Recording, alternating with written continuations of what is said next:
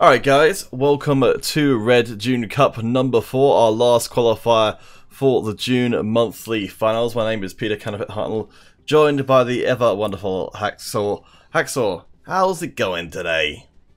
It's going pretty good, and I am excited to see what is going to happen, since this is going to be the last Red Cup of the month.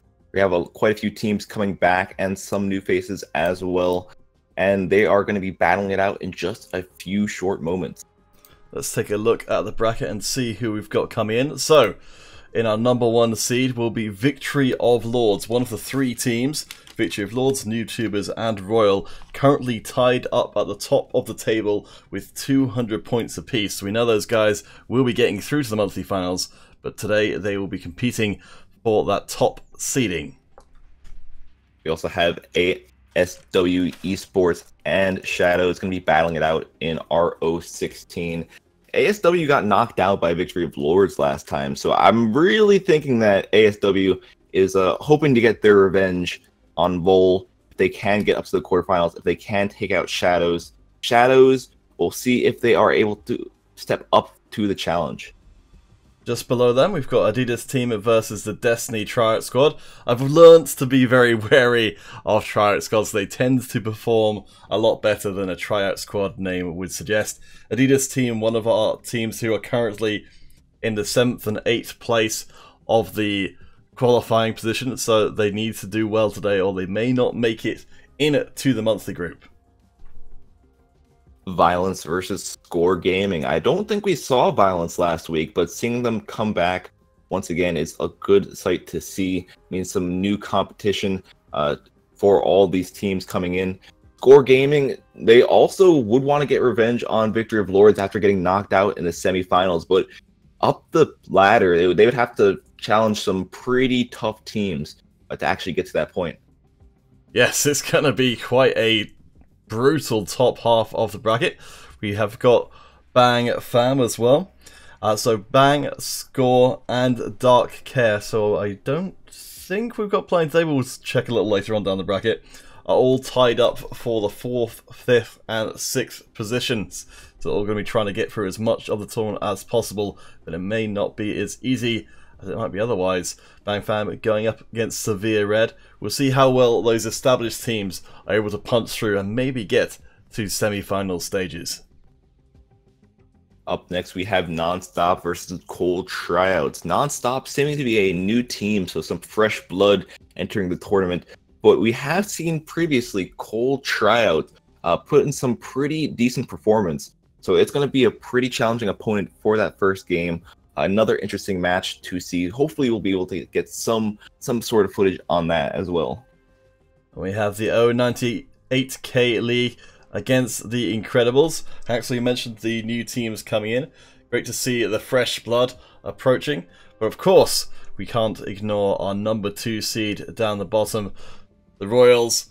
From Spain, I believe, and I could be completely wrong about this, so we'll have to have a look at the player list, but the Royals are a rebranded DMZ. I'm not 100% certain on that one though. Either way, bring some competition into the mix. We'll have to see how they perform. They're going to already be up in the quarterfinals, so they'll be waiting for either 098K or Incredibles to actually move up. So we'll have to see what happens in our RO16 matchups. We have got a little bit of time to work with before we get started all kinds of proper today. So, with that in mind, Hacksaw, your favourite thing in all the world. It's going to be a free-for-all. Now, I feel like I was preparing myself last time. I didn't actually get to use something I set up. But I set up a class that I told Counter I think it'd be pretty easy to use. But we'll have to see how easy it is to use in actual combat. Oh boy! It's one of my secret weapons, but not really too secret because I think I might have said it before.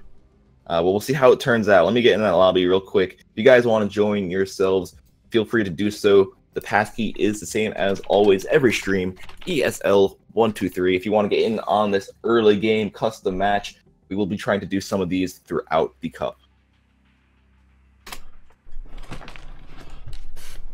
Alright, congratulations on Zeno actually for getting in here before Axel did, which is impressive in and of itself. Maybe one of you guys can show off on stream, and oi, Blue Beetle, I recognize that guy. And our admin for today is Balian over on the ESL side of things, so if you see them around, please do send them your fond regards, as they'll be making everything run behind the scenes. We may have to jump out this free-for-all early if we get an ESL match, so get in here as quick as you can, and we'll try and get you guys shown off on stream. I have to show my cheap tricks early on, see if they actually work out. I think it's gonna work out okay.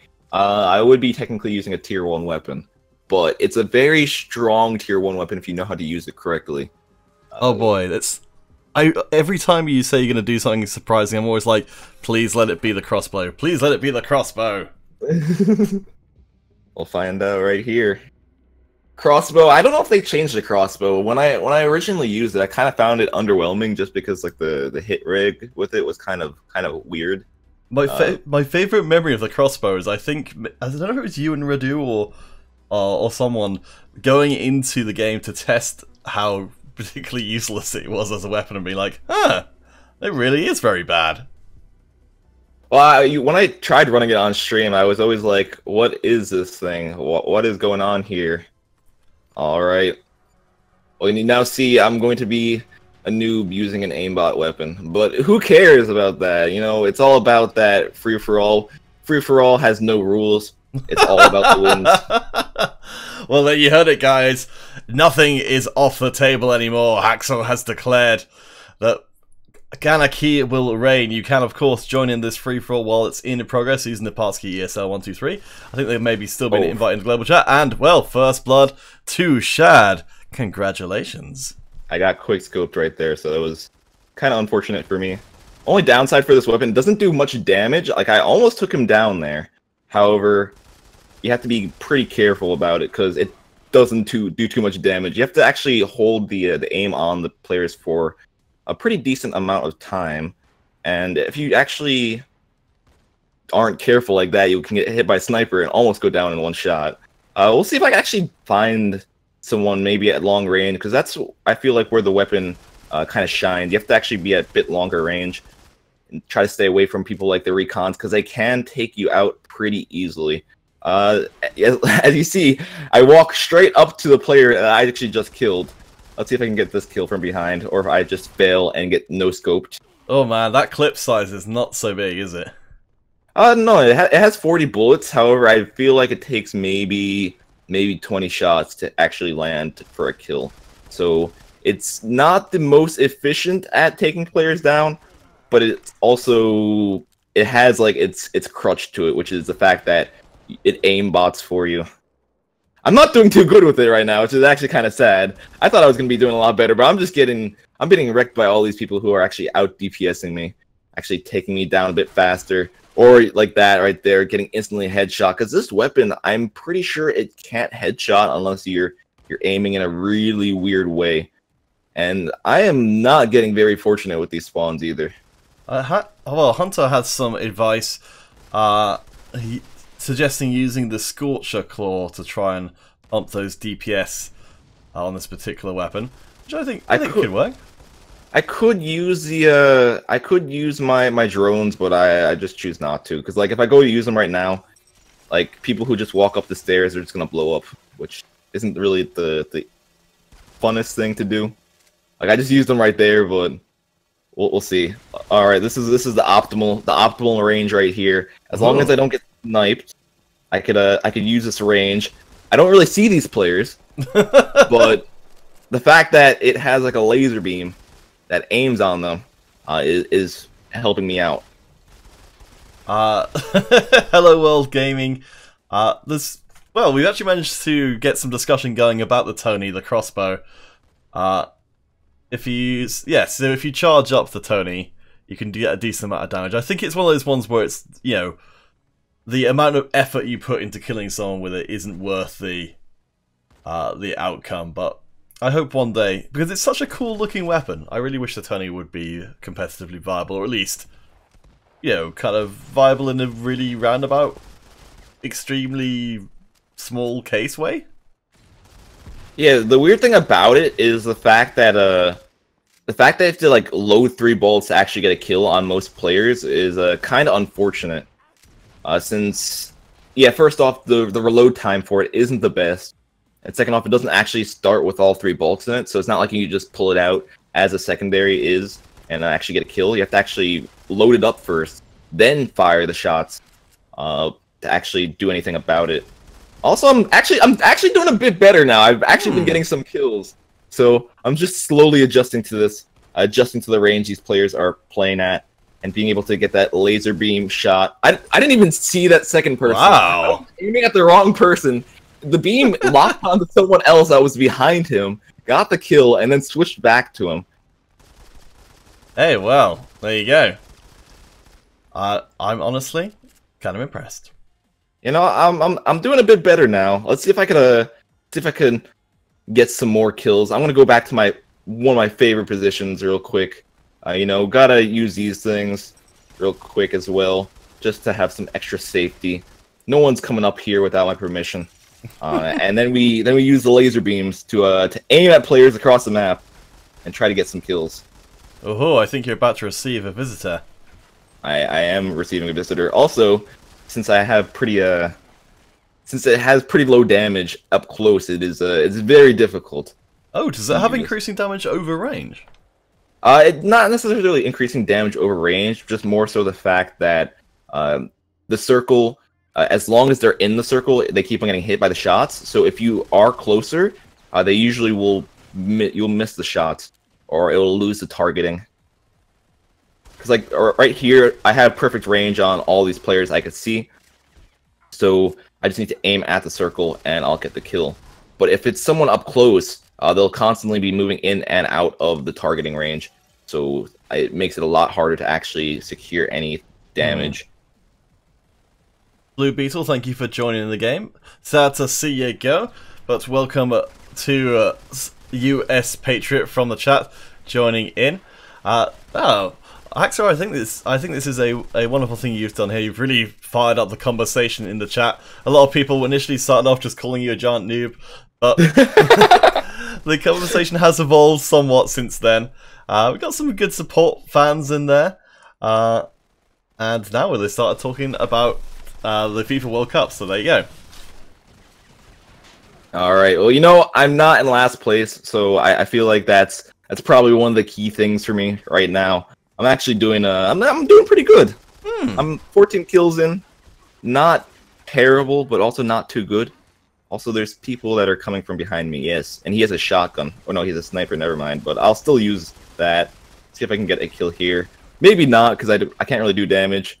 Last resort, we're gonna just throw a grenade and try to do something about that. It's not really gonna do anything there, because frag grenades really don't hurt too much, especially with all these people with armor. This guy though, I see him perfectly. That's what I'm talking about. If pretty much if you see someone and they're at further range, you have a lot higher chance of actually getting a kill than if they were up close and personal with you. I almost killed that guy as well. I brought him down to 6%, but that small clip size does limit it quite a bit. Ah, there we go. Our first game of the day, all done and dusted. Number 1, Crispy. Going to share the top part of the table with TN1. I think it's the number 1 TN1 who've been around a lot during these custom games, showing off their team's skills. But Axel getting into 6th place out of 12 is not too shabby at all. Hello World Gaming. Expectations low. Well, yes. Saying that the rooftops are a good place to use the AAW one. That is true. With the fog, it makes it a bit easier since you don't have to necessarily see the target. They just have to be there, and you just hold the fire button and hope you get a kill. I'm gonna check to see if we've got any. Well, we'll set up the lobby again. If not, I'm gonna check to see if we've got any ESL matches coming up for you guys. Mark 5 Scorcher does a lot of damage, 50 HP over 3 seconds. Hero Gaming Zone wants to know, Hacksaw, why don't you use the baby turrets? Well, I could equip the baby turrets. However, actually, I'll do that for next time. I'll change up my class. I'll have the baby turrets as well. Usually those, when they first launched, they were the most annoying thing because no one really expected the baby turrets. I feel like now they're just super easy to counter, but it could throw some of these seasoned players off guard, just the fact that we have these turrets that they're not really used to seeing too often. So we'll see if that does any good if we do get into another custom match sometime soon. I have to think that free-for-all is going to be a good environment for the baby turrets, just because people don't have, if it's in a busy area, people just don't have the mental bandwidth to be able to be, oh, I have to fight people and also aim at the floor at the same time. I think it can work pretty well. Let's see. Hunter, thank you for helping out Gaming World there with asking questions about live stream of Mortal Kombat Versus. I'm afraid there's no information I'm aware of, at least currently, about any immediate plans to have Mortal Kombat Versus on stream in the same way as Mortal Kombat 5, but I have to imagine it's coming at some point in the near future. Hopefully, indeed. Versus, I find pretty enjoyable as well, and they are working on events for it. However, they're not too far into the cycle to actually have any concrete information on when these events would be coming around. Okay, I think the round of 16 is apparently just finishing up, so we'll try and pick things up from the quarterfinals. I'm just gonna a quick look and see. Let's see. So, I remember from the beginning of the stream, Hacksaw, were there any games which you were anticipating seeing it for the quarterfinal stages? Oh, I was trying to see if we could get into one of the games with the newer teams, just because seeing newer teams, seeing different play styles, it really does change up people's perspective of how the game can be played. So if there are any new teams good and available, that would be all good. However, anyone who is available first would also be a great team to watch. Alright, I'll just say we'll take whoever gets ready first. Alright, well, it looks like that probably won't be immediate. So in that case, Haxel, did you get your bits and pieces in place for the evolution of the AAW strategy? I feel like I've changed some stuff up, so we'll see how this works out. I hope this bodes well.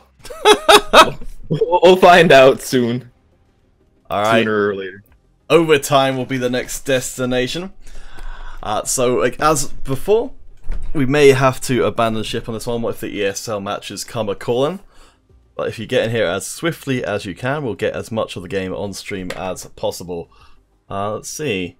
Well, Hunter says there you got 23 kills in a team deathmatch.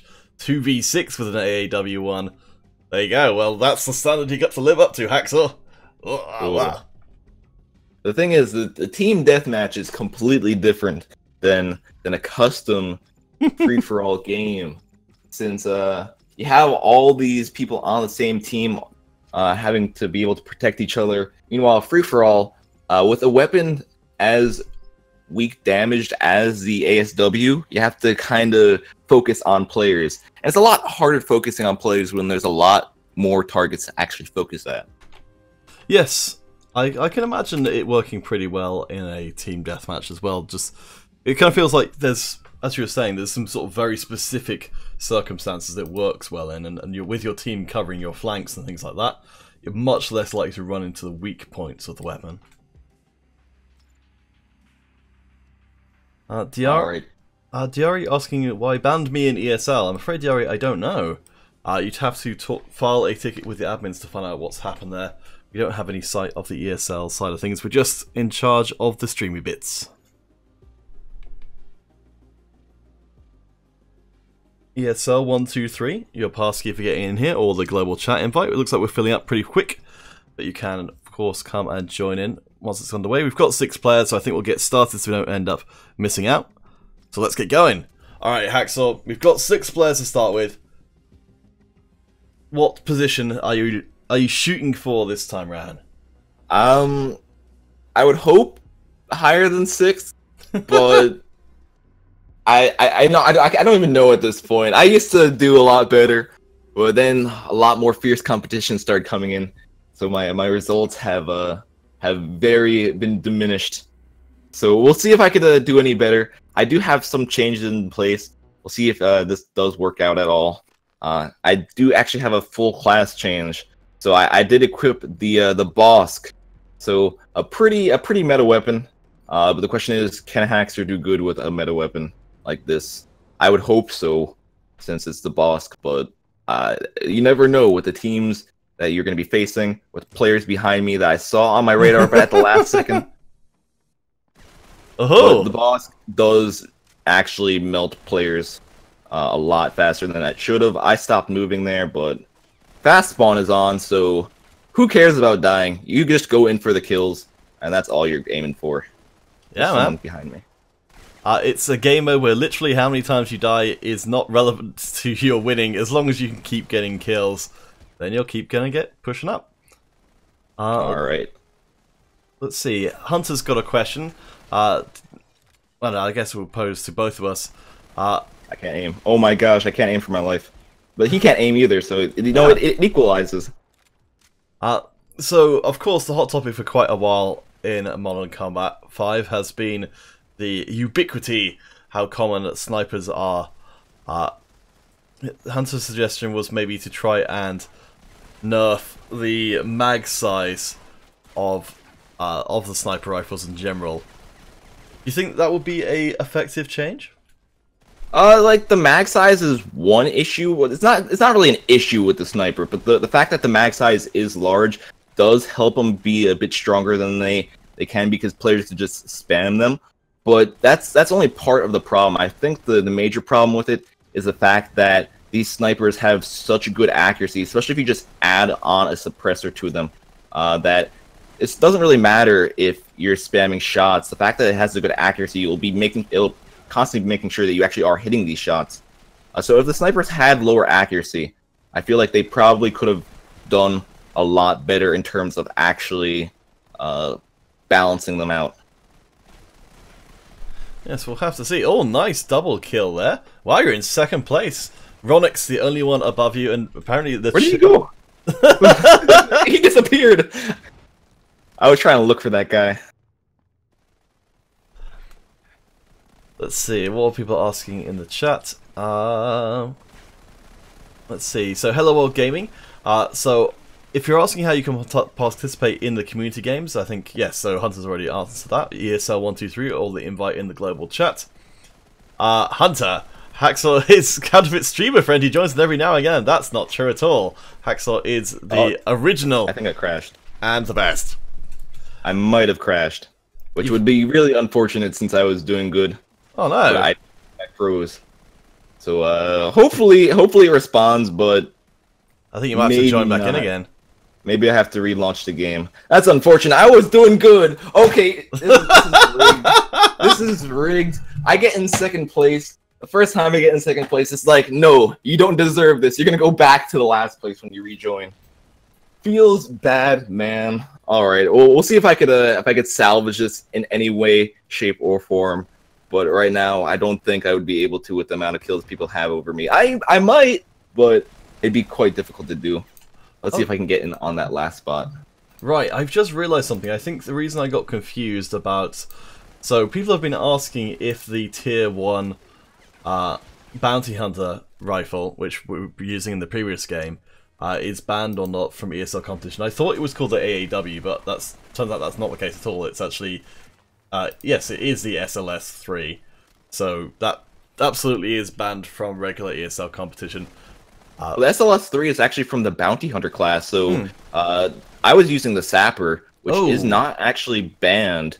So you actually could use that, but it wouldn't really be the most optimal weapon to use. As you saw, I was getting pretty much dominated by people who had high DPS weapons, people using recon. But at range, it does do a bit better. But if you have good aim, it can be slightly better off in terms of just the fact that you don't really have to aim as hard. Right. Yes, I see.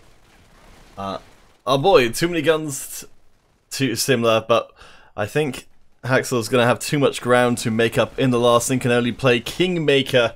But I think Runux will be our king today, so we'll switch over and see what they're doing. Well, hey, there you go. Haxter in good company. Runux running pretty much exactly the same setup that you are to rocket all the way to that 30 kill limit. I'll see if I can get another kill before that 30 kill limit. It looks like it wasn't able to do that. I'm kind of disappointed though. I'm kind of disappointed. I was doing pretty good, and then my game crashes and I have to leave. That's unfortunate. But you know, there's always next time where I can have my revenge. We'll see.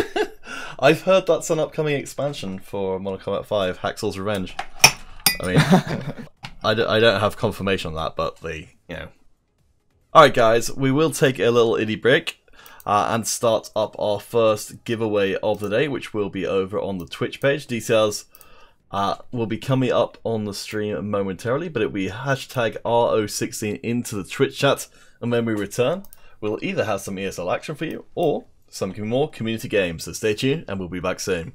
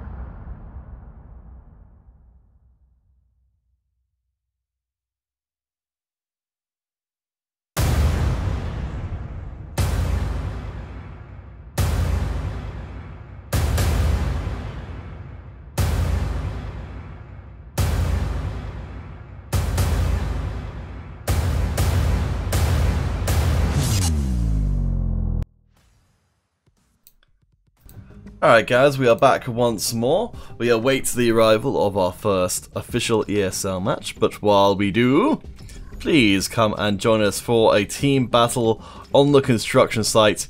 And Hacksaw, will you try and make good on your assertions before that the AAW could be good in a team battle? Yeah, it could be very good in a team battle, especially if there are a lot of enemies like clustered up, or if there are enemies trying to use like these pixel peeking angles, because it doesn't really matter if you are trying to use these close angles, it will still lock onto the target and get some damage onto them. So it really depends on how the player using the weapon is using it, and it also depends on how the enemies are actually playing against it. If they're cautious enough, they'll actually make sure to dodge you and use cover so the laser gets broken. But sometimes people do run out in the open, and that's usually the easiest time to actually secure any sort of kill. Hello World Gaming saying they reckon that construction site not that good for recon class. What do you reckon, Haxa? Now, yeah, recon is not as good on construction just because it has a lot more open kind of lanes. But the fact that it has the indoor kind of area, it's a bit more balanced out. It's actually one of my favorite maps just because it does have the long range kind of locations, and then it also does have the close range indoors part of the construction site. Alright, we'll just try and get a couple more people in. Pink Panther. Alright, so we've just thrown out an invite into the global chat. We've got 303. Oh, hello. No, they're trying to sneak across. Yeah, just got it started with even teams, so you guys can come and join in once this has begun. As always, ESL123 or the global chat invite. For now, though, we will go 3v3 on the construction site to kill a little bit of time before we get started all kinds of proper like. Alrighty. I have to think of what kind of class I want to use, because I still do have some other classes that can be useful, but we'll see how this turns out. I did turn on gyroscope, so if you guys... I know all you pro players, at least a lot of pro players, do like using the gyroscope to actually aim. Now you get to see how cringy my gyroscope aim is as well. You get to see how shaky my hands are. So it'll be very amusing. Alright, we've made it up to 4v4. Guys, let's see if we can fill out this one by the end. Unless Hacksaw gets all 50 kills in the first few minutes. I can't deploy my turret here, right, apparently. Apparently they changed the locations I could deploy it. There we go. We got one of those mini turrets down. I know y'all love these mini turrets so much, but we are going to use them to their full potential to be annoying things that just damage you from who knows where. Oh, and getting killed from behind for some reason. Oof. Hunter says, ew, gyroscope. Is the gyroscope controversial in some fashion amongst MC5 players? Some people don't like it just because they think it's hard to control. Because it's a lot different than your standard control scheme. The fact that you actually have to turn your device, and the fact that any movement you actually make to your device can affect your aim, it does throw off some people. But for people who actually get used to it, it can be effective. I usually recommend it for people who... Did I crash again? No, I froze for a second, but I usually recommend it for people who don't want to play with the claw, who don't actually want to use like 4 fingers or 3 fingers to actually play the game. But people who actually do like using 2 fingers, it does help out in the fact that you don't actually need to use an extra finger as an extra input method. You could just use the fact that you're tilting your screen to actually aim as that. Yeah, I mean, I do like the idea of being able to just... I mean, a lot of the time when I'm playing on PC, I tend to be just a little bit out of my aim. Of course, can't do that on PC, but on iOS, I'm sure it must make and Android, it must make a huge difference. And, yeah, well, so far doing pretty reasonably. Let's see who our big spenders are. Pa and Ronix, we remember from the Raz free-for-all, doing extremely well. Kind of outshining most people. But maybe you can get a chance, Hacksaw, to pick up some kills towards the tail end of this game. Hopefully, indeed. As you see right there, lots of hit markers coming in from this weapon. It's not really the best in terms of damaging players. That's why I usually combo it with like the micro turret. fact that you actually get that extra damage down. But you have to be kind of careful with this as well. Now, the question is, will anyone come to this building right where I've set up all these turrets, where I spent all my hard work doing this? Ah, the micro turret. Yes! Lovely. The little pests that people won't expect to be on the floor. It saved my life right there. Oh boy, Haxor's little family of destruction, the baby turrets, proving their worth. Thank you guys for suggestions to get those out into play. We'll see how well Haxor does 2v1. Not so good. I brought him down to 37, but he finished me off. But you see right there, my team pretty much carried me. That's the only way I could really put it. They did some pretty hefty work. Pau with the 12-3, and Neuronics with the 12-9. Just lots and lots of high weighting players. I went 6-3, so it wasn't really too bad. But they also were missing a player on the opposite team as well. No Way is excited to see you here, Haxor, and I believe you're going to be around for the monthly files later on, so you guys can get your fill of Haxor. Hammond J asking, why is Haxor using tier 1s? What? Why wouldn't I use tier 1s? Tier 1s are obviously the best weapon. You know what? Let's actually equip the saber for next time as well, just to make it even more memey. Alright guys, we'll pop ourselves to a little break. When we return, more Modern Combat 5 coming your way. Twitch giveaway is in progress right now. We will be ending that relatively soon. So get in while you can, and we'll see you guys in just a little bit.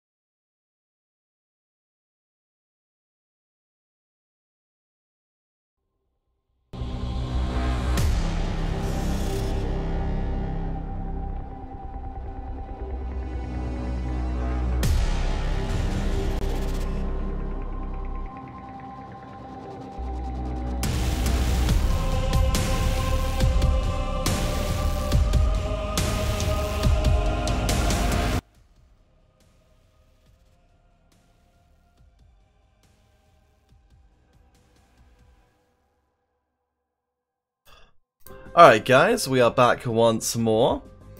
The next destination are going to be the canals as we continue to contrive for Hacksaw to come up with the most cunning of strategies. We will see how well they play out on one of the biggest maps of all. Alright, well you see I am prepared to dominate. I have my classes prepared. I have a compact 665 class, Saber 52 class. I have the SLS3, so don't judge me for that, but we'll see how well it turns out. And then I also have the Axis sniper rifle, all tier 1 weapons. We'll find out how well this actually works out. I don't think it's gonna work out very well at all, but you know, you never know until you actually try. I mean, that sounds like it's true.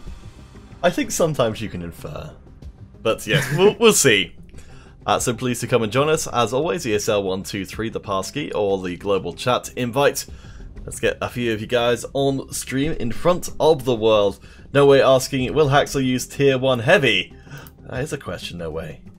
Oh, well, I don't have enough class spots to actually equip that. Like, all these people, there's a lot of people who have VIP 6, meaning they get an extra 3 class spots. I'm actually only VIP 1, so I don't actually get any of the bonus XP. I don't get the bonus class spots. Kind of feels bad. If I had the bonus class spots, I probably could set up a lot more shenanigans in a single game, but we'll see. I might make this go like in a way that if I die once, I'll probably just switch my class, just so we can see everything at once. There we go, guys. We're going to have class roulette. Waha! Hunter's already bad-mouthing your choice of SLS3. Alright, well we've got... I'd quite like to get some more, but I guess we'll start with 3v3. And hopefully you guys will come and fill out, because this is going to be the big all map of canals. And we need lots of you guys to make it feel alive. No one's offering you to use their VIP 10 account. Nah, I'm good. I've been using the same account since I have started playing this game back in, what, 2014 when it launched? Oof. Very, very long time ago. Wow. Yes, I'm assuming the Romket is the tier 1 shotgun that was being talked about before by No Way. I think that's one of the ones that actually has got the golden gun going on. I don't know if that's in place as yet. Destiny Tryout vs Violence will be our first on-stream ESL game. So we may well have to drop out of this particular one to go and attend that. But please do get in while you can. And even if we have to leave, the game will continue off-stream. So ESL123, as always, get in here. Because we're almost running out of space already. Alright, the Saber. I got a kill. What is this madness? This is not supposed to happen. This is actually one of the most terrible weapons in the game. And I got first blood. So, you know, I did something. I did something, guys. Even if I die a lot, I feel accomplished in my goals right here. There's a lot of people right here as well. I got another headshot. Oh, you took out MC5 to Hacksaw while doing it as well. Welcome to the stream. I don't think I've... Oh, yeah, there you go. Yes, literally just turned up a couple of minutes ago. And already got killed by Hacksaw. Yes. Stream goals. Alright, I'm going to charge in with my Saber. You know, the only way you can really get kills with the Saber is if you actually get headshots. So I have to be quite careful with it. And that's not being quite careful right there. Also, I forgot I said I was going to switch my class every time I died. So now we're going to the SLS. Look what you've made him done, people. Alright, now I have to wait for the lock on, which takes like ages to do. Or actually I could just fire, because that also works, but I can't aim with this thing, so. Also, it looks like they changed it, because if you aimed at the center before, it used to be that it would just shoot all the bullets to the center, but they might have actually increased its spread. That person's overloading. Don't knife me, please. I don't want to become fodder for your survival. Oh boy. I guess it's all about the positioning. There we go. Got a little bit of time to lock on. Oh, they I actually can't quite really well lock played. on to people. You have to be in like an area like this, but the issue is there's then going to be people coming from behind me. There we go. Hey, I got to kill. Oh, I forgot to change class again. You know, I guess I'll use it twice. I'll break my own rule a bit. You're out of control, Hexor. You're out of I know. control. I'm too impulsive with actually just pushing deploy as soon as I die. Yes. Got an assist there. There we go.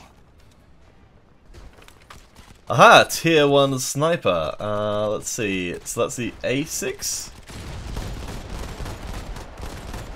Oh gosh, what have I done?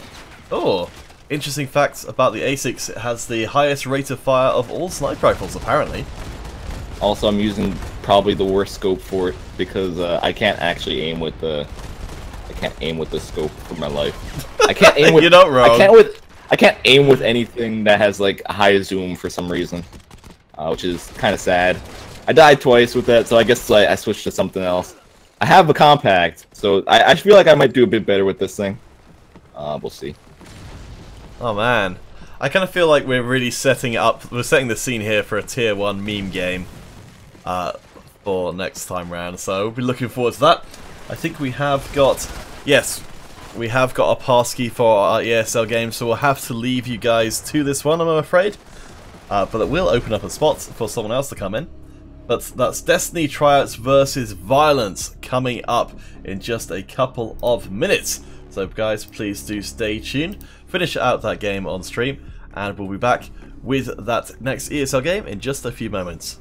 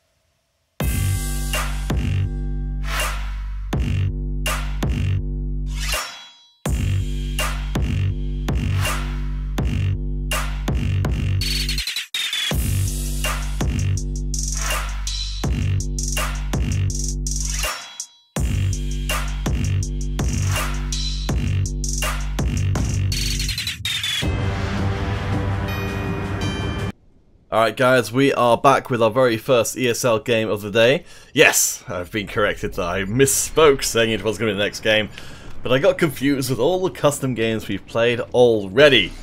But this will be a pretty power encounter as Violence go up against the Destiny Triad Squad, two teams with a very storied history.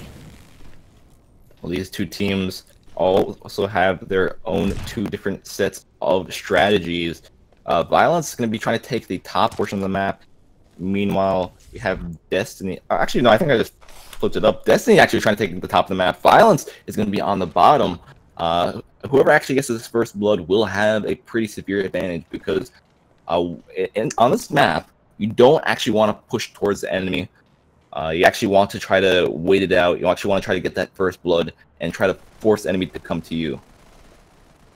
First blood does go across to Stress. Let's see. Yeah, so Stress, known for playing on the Victory of Lords team, but this time round joining the Violence squad, who are led up by Love Ecstasy, who I think is playing under Vio Love today.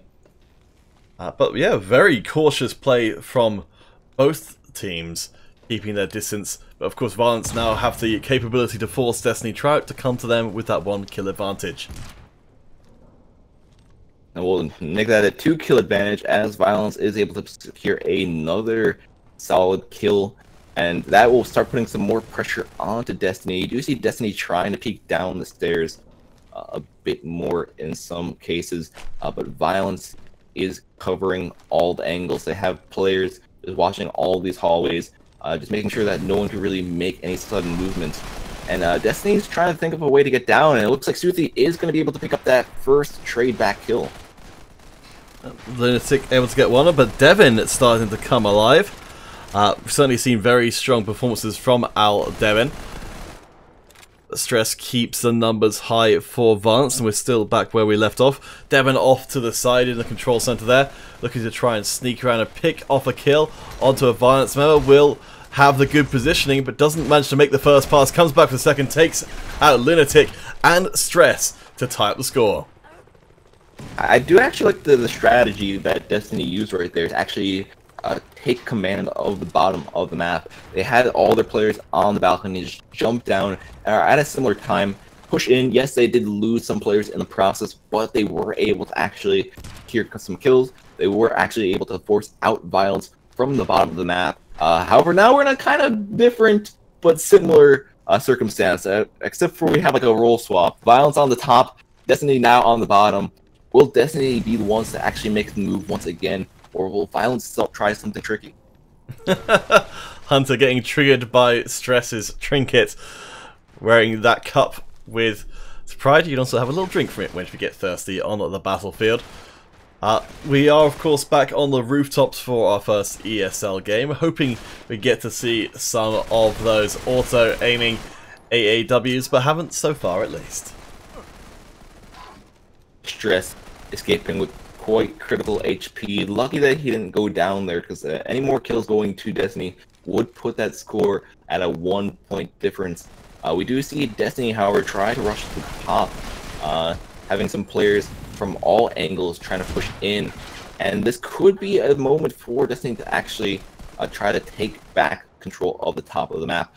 However, Ra1 putting in some work, being able to actually hold down quite a few of these players. Is he going to get a second one right here as well? Looks like he is saved by his teammate, but it's still good coordination by the players. Yeah, very nicely played.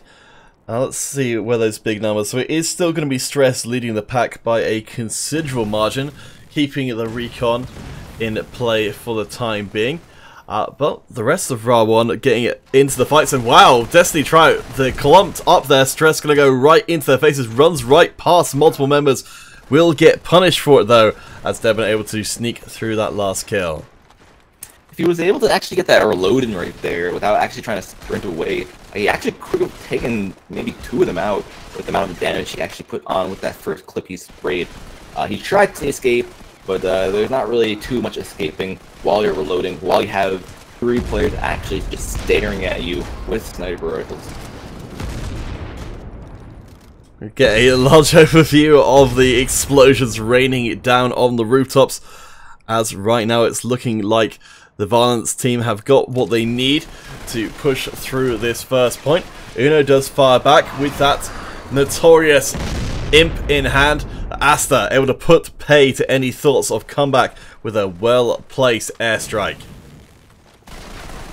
The user kill streaks can be very, very important on this map, especially if someone has top map control.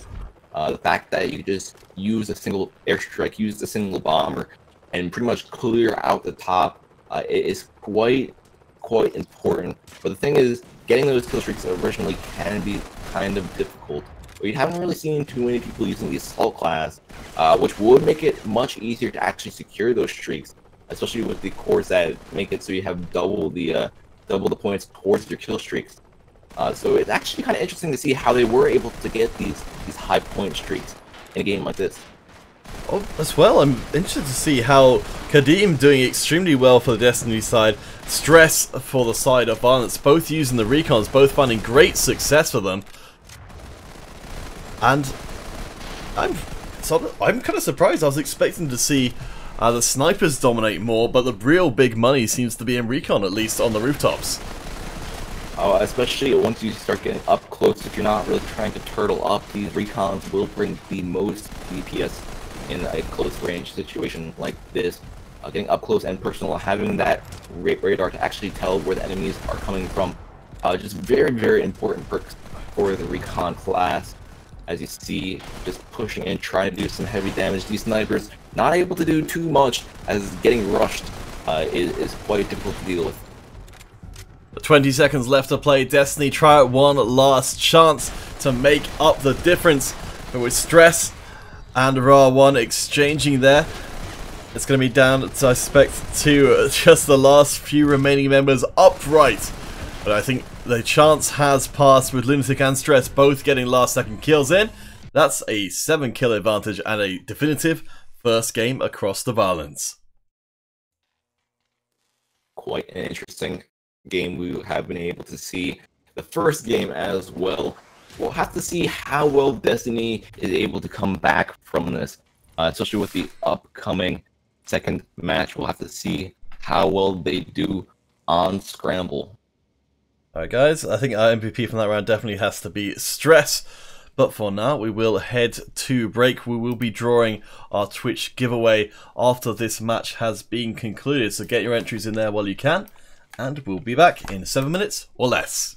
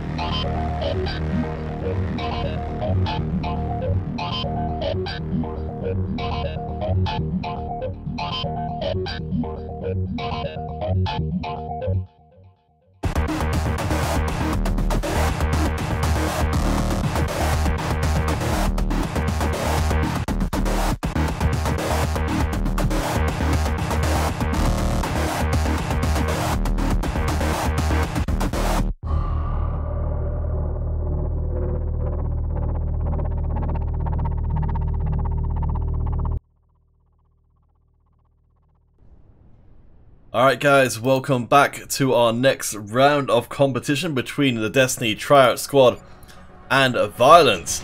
A change of side might herald a change of fortunes as we head out onto Scramble.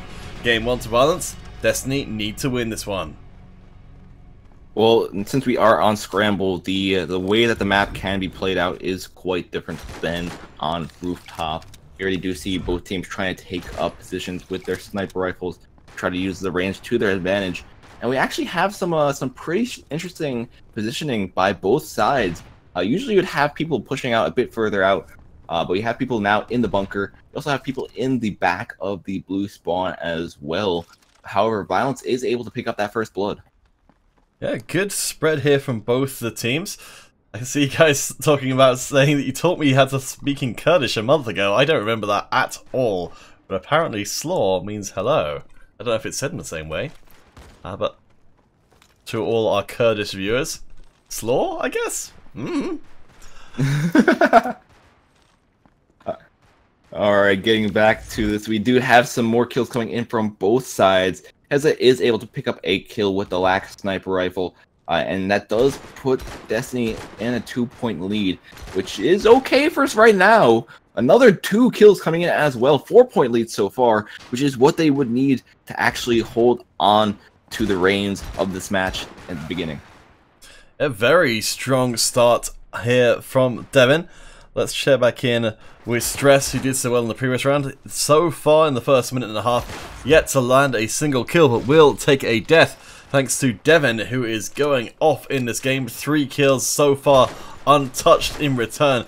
Kadim able to get the flank through onto Ra1 as well.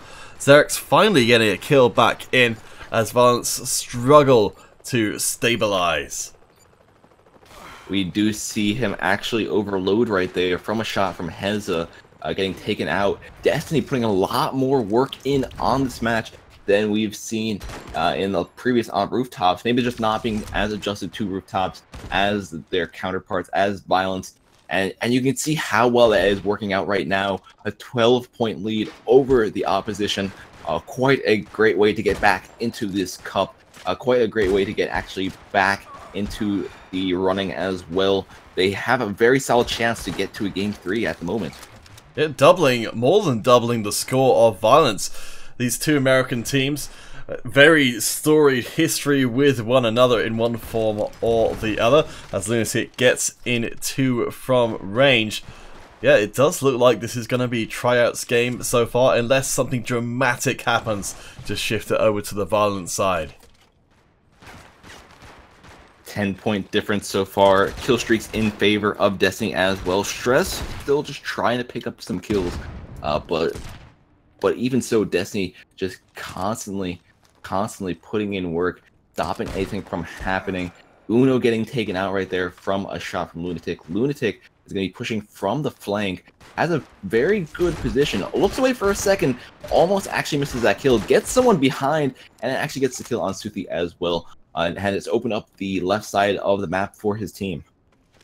Uno is there to try and shut it down. Gonna try and be using that imp in very short range. Can work pretty well if you're firing into the floor.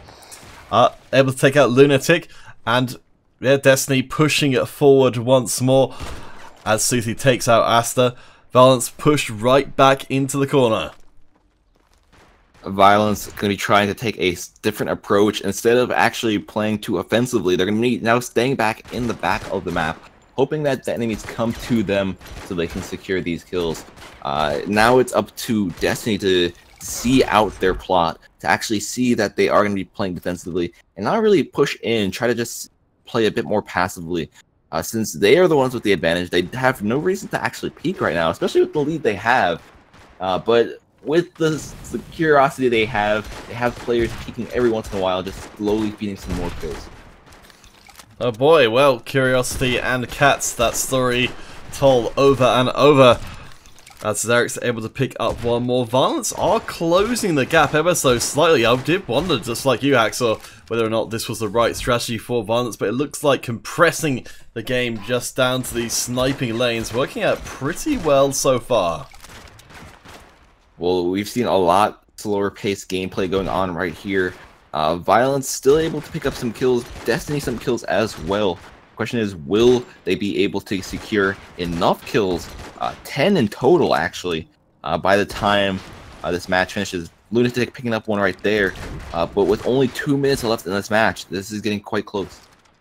It's the Destiny Tryout squad managing to pick off kill after kill. What looked to be the salvation of the Violence squad turning sour, as it's looking like the sniping power of Destiny Tryout more than equal to the task of punishing Violence. We've got under 2 minutes for Violence to try and make a comeback, but it's a huge advantage as Devon, in particular, going off crazy 11 and 5 so far. That BSW, of course, still effective even at very close range, and the rush in to Violence' backline as well. Well, looks like Violence probably wasn't expecting that. I was expecting Violence to actually be the ones rushing the final few moments of the game, but instead we have Destiny rushing in themselves to try to get those final few kills, and they've done quite a bit of damage at the end of this match, only needing 2 more kills to actually finish up this game with a minute left to go. Meanwhile, we have Violence needing 14 kills, actually secure victory, which is very unlikely at this point. Destiny, only 1 more kill left to go. They're going to rush in and secure it with the lack. Oh, I do see a question from Beast Gaming asking if Score were playing today. Score have actually already lost in the first round to Violence, the team we've got playing here today, along with the Destiny Tryout squad, but that will be 1 game apiece. Let's see what the numbers have to say.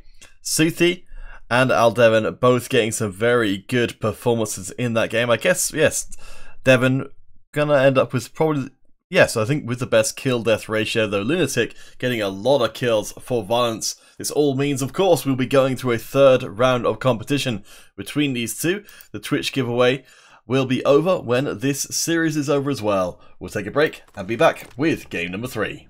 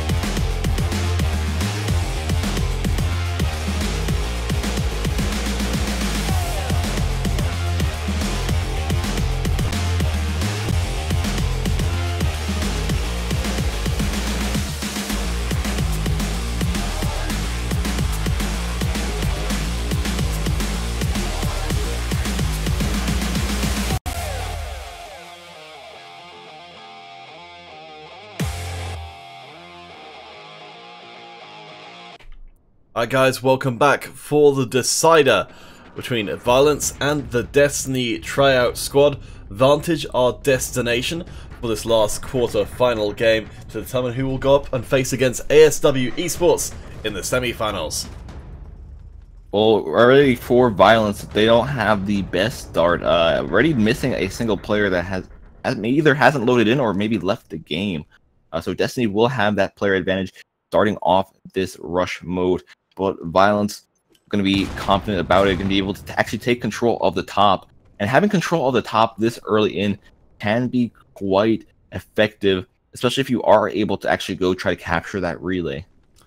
I thought we might be seeing a Violence mass move onto the relay because the capture speed amplified up dramatically by having multiple members there. I think that might be what's going to be called for here, as Violence, if they can capture this relay, will win if the relay is not contested when time runs out. Of course, Destiny can just murder all of Violence, and that's a way of solving their problems.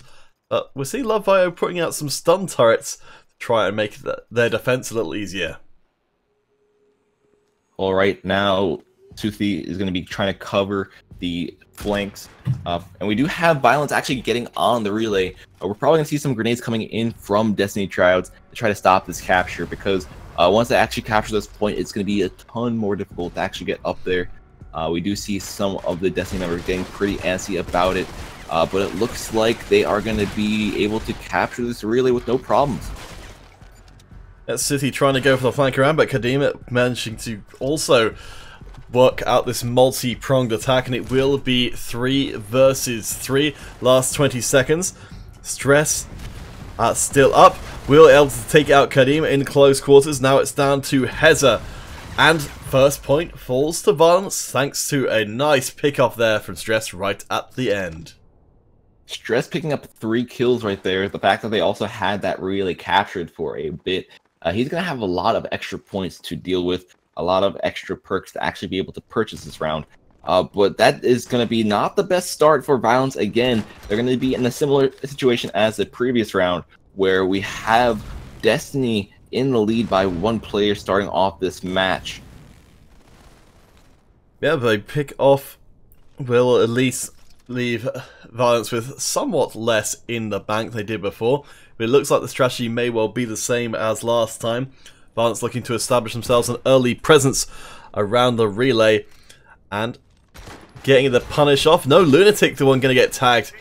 This time around going to go for the rush in, trying to get the reset. Can't manage it as Suthi finalizes the kill. Now it is 3v3 though, as Devon taken out on the backside. But Destiny have got the positioning to take hold of the relay. Violence has numbers, but Destiny does have the relay.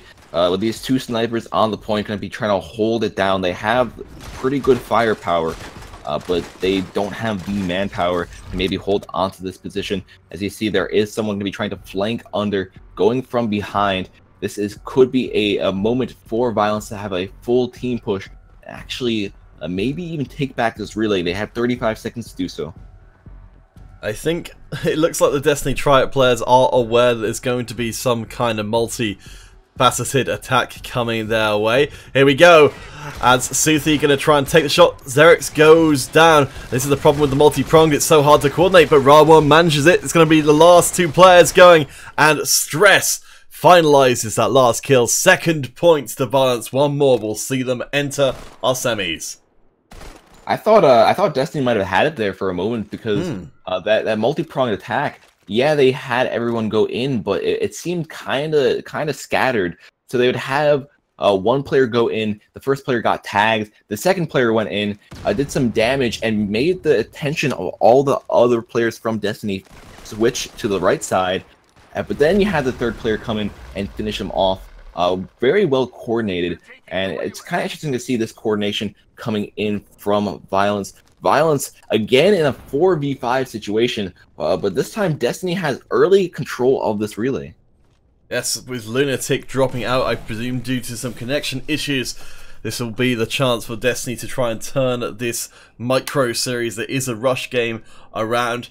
Violence only needing 1 more point to advance. Destiny needs to get 3 in a row But this is the perfect situation for them. Long-term control over the relay gives them so much intel, so many upgrade points they can use to try and roll over future rounds as Ra1 taken out. And I wonder if Violence might try and sit back and just hold on to those previously earned upgrades rather than risk it all. I feel like that probably would be a better idea at this point in time. They don't have the relay, they don't have the manpower, and the fact that you have all these Destiny players just trying to control the center, it'll be quite difficult to actually push in and do anything about it. They might make a last second push, but it won't really be the best thing to do. Like you said, they could lose all their perks in the process. We can see that Stress yet to be taken down this round. You have to know it's got so many in hand, but it looks like Violence have been tempted to try and go for it anyway, and they are going to do it. Last second rush in does not go well, though Xerix and LoveBio gets 2. It's now going to be 2v2 on the point. Overtime has been called through, and Violence, they risk it all, but they get rewarded big time. 3-0 takes them through to the semis. That was quite an amazing push right there. The fact that Xerix was actually able to get a double kill with that sniper rifle while pushing in was just a massive, massive positive for them. Taking out 2 out of the 3 players up there, the 3rd player getting taken down, and the 2 other players too far away to actually respond to a action like that. Quite a play by Violence. Wow, what a great ending to a fantastic clash between Violence and Destiny, 2 teams who will be at each other for eternity, no doubt. But with that all done and dusted, we will need to draw ourselves a Twitch giveaway winner. So, when your name is called in just a second, please do post your dog tag and platform into the chat. Let's see, who's it going to be?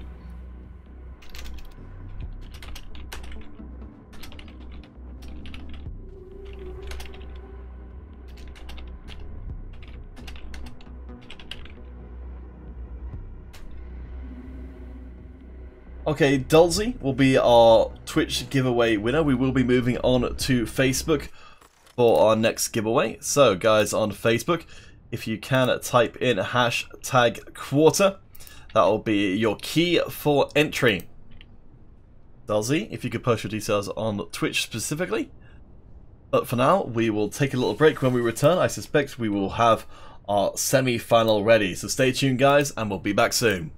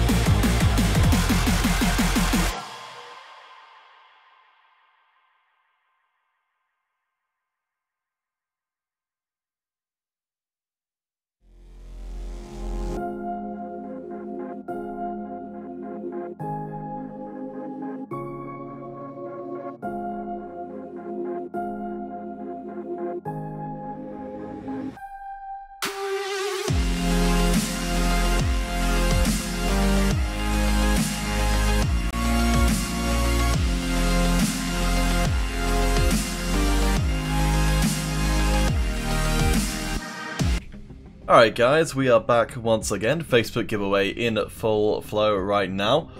We have got the ASW Esports versus Violence semi-final coming up.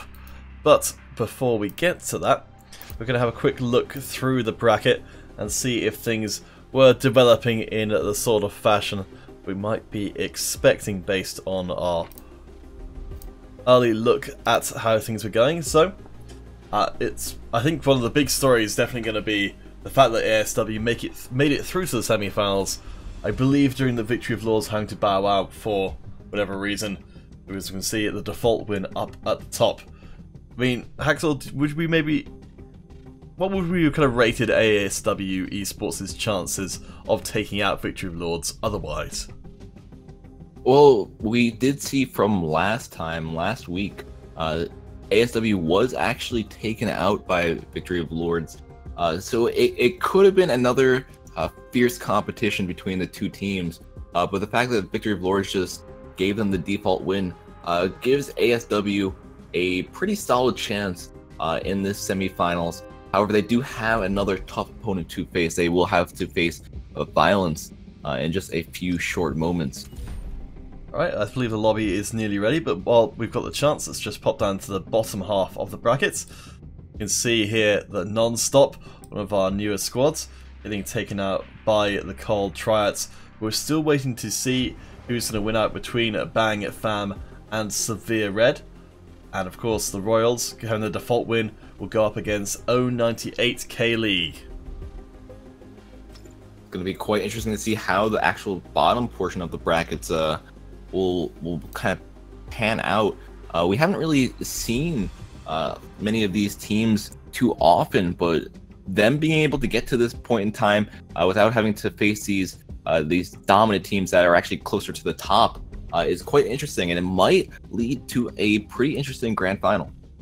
Alright guys, it looks like the lobby is more or less ready, so we'll just get in place for that. So, once more, ASW versus Violence, fresh off their victory against their rival team, Destiny. Can ASW live up to their position in the bracket? We shall find out. We'll take ourselves a tiny little break while the players do get ready, but the second they are ready to go, we will return for semi-final action. Facebook giveaway in progress at the moment. Hashtag quarter, enter in while you can. We will be ending that relatively soon because we've got to get through all 4 platforms. But for now, we'll be right back.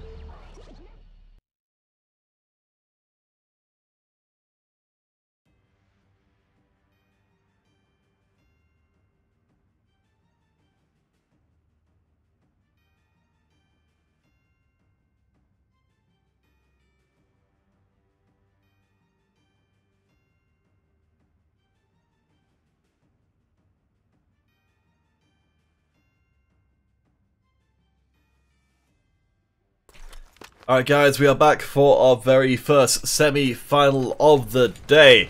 Violence going up against ASW. ASW getting the chance to get through to this stage thanks to Victory of Lords having to withdraw from the competition. ASW get the chance to take a massive scalp here if they can put Violence down. Well, they're going to start off by spreading very, very far apart and able to pick up that first blood as Moonlit is able to secure that lack sniper kill. We do see a trade back coming from Violence. So this game is just starting, and we'll have to see how their strategies develop. XR picking up a nice couple of kills there. A huge exchange of sniper fires to start off this first semi-final game on the construction site. Abnormal cooking that grenade. I think it ends up overcooking it by the end, as Stress able to chase out the ASW players. ASW, the EU team. Violence from USA. First minute, seeing a lot of kills across, but ASW, up until that last few seconds, able to hold pace. Yeah, they were doing okay at the start of the game in terms of just keeping the score kind of similar. But Violence has gotten quite aggressive with their plays and pushing up. And they were able to secure quite a few kills. They've been seeing a lot of work getting put in right here by Stress. Stress already having a 5-0 score. Having that airstrike good and ready to go as well. Getting another one right as Moonlit peeks out. He might actually be able to get this bomber. Oh, never mind. There we go. That was absolutely huge for Violence there. Able to go through, find the flank onto the ASW sniping line. ASW, I think, just not having the communication there to realize what was going on. End up giving up so many kills. You see a little bit of evidence of the idea that it's not just about your ability to fight 1v1, it's those team tactics that really come into play when it comes to MC5 esports competition. Well, ASW, even with the pressure getting put on them from Violence, they are able to at least keep up. Only a 2-score difference between the teams at the moment. And I feel like they have a pretty solid chance of actually coming back. Right there, as you see a nice double kill coming in from ASW, tying up the score. Now they're going to turtle down in this back corner and use these two entrances to their advantage, because it's a lot easier to control.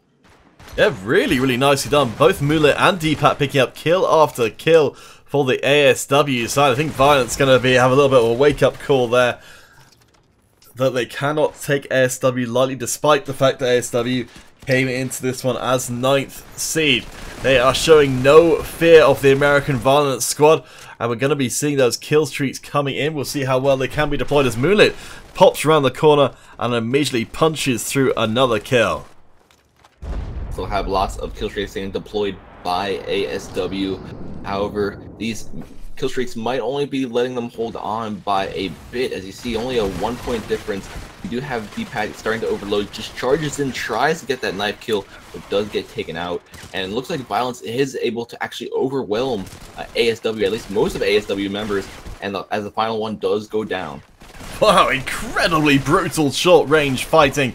The team's not giving each other a moment to catch their breath. Abnormal doing some nice cleanup work on the backside to at least get ASW not as far behind as they could be otherwise, but there's barely a moment going by without more kills coming in. These teams at each other's throats. As ASW has gotten scattered apart, their teamwork has gotten scattered as well. We do still see some kills getting pulled in by them, but it's not as much as before. The fact that they lost so many players in just a short amount of time, giving Violence a 5-point advantage with only 3 minutes left in the match. This is probably going to end sometime soon, 42-38. Wow, I mean, this is where it comes into play. The veterancy of the Violence squad. They've worked under these kind of circumstances again and again as Lunatic picks up 2. The team's tested in the crucible of the construction site. I'm really impressed by what we've seen from ASW so far, but I think Violence just have that little bit more that's going to tip them over the edge to the first semi-final win. Yeah, ASW, I feel like their strategy was pretty solid at first. However, the fact that we had Violence just all rushing at once, the fact that they weren't really prepared for that might have just thrown them off guard. And with only 1 kill left remaining, looks like Violence is just going to be trying to rush in and try to get that kill. And Elixir is able to secure it, giving them their first victory, 50-45. Woof. Well, very strong showing from ASW, but still not enough this time round. Let's look at those numbers. So, yes, Exire, I guess? I don't even know how to say that name. But 12 and 7. But actually, I suppose to be fair, Moonlit actually gets the best numbers out of that whole game, even on the losing team. So congratulations to Old Moon. But still, first point to Violence. Game 2 will be coming up shortly, so do get your entries in on Facebook while you can, because we will be ending the Facebook giveaway when this series is done. For now, we'll take a break, and we'll see you guys on the other side.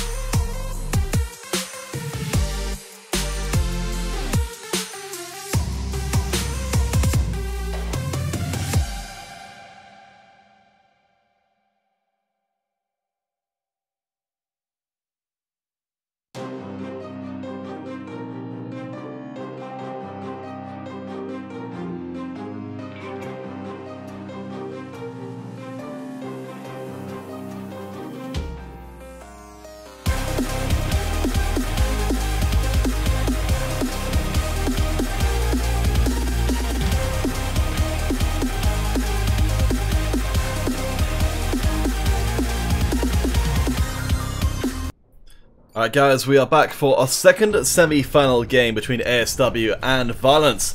While ASW put up a pretty strong showing in the first game, Violence still crunched down that first victory and only need one more to make it through to our grand finals today. We'll have to see how well they are able to actually play on this map. Vantage is going to be a lot different than many of the maps we've seen before. We've only seen Vantage once today, and that was with a Rush just a few games ago. And since it is on team battle, the strategies will be completely different. D-Pat getting a nice little flank across on to Stress. That's worth bearing in mind from the very beginning of the stream. With our top 8 teams coming into this one standing wise, Violence have not played enough in this particular kind of section of the Modern Combat 5 ESL competition to be able to make it through to the monthly finals. But ASW could potentially creep their way up. If either of these teams manage to win out here today, they could get into the top 8 and get their chance at that €500 prize pool. Both teams wanting to get a chance to play in the monthly finals, but only one team will be able to make it through. We do see Violence currently holding on to the lead by 1 point. ASW going to be trying to hold the opposite side of the map as we do engage in a long distance combat between both sides. Well, it does make sense, certainly. Well, Ra1 is currently untouched with 2 kills, rocking the recon, so it would certainly behoove ASW to keep their distance from Violence. But can they out-snipe? Moonlit, from last time round, our MVP, even on the losing side, has yet to land a single kill in the opening couple of minutes, and Stress, with the rush down there, gonna exacerbate that problem as ASW fall behind in the opening salvos. One of the things with this map, the fact that it's so large, if you try to make any sort of team push, it has to be extremely well coordinated.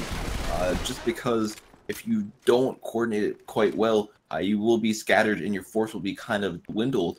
But we do see right here, Violence is taking a very interesting approach. As you see, Stress pushing up all alone. Looks like the enemy team wasn't expecting it as first, however he did give away his position when he was shooting. And he is able to at least divert their attention for a moment.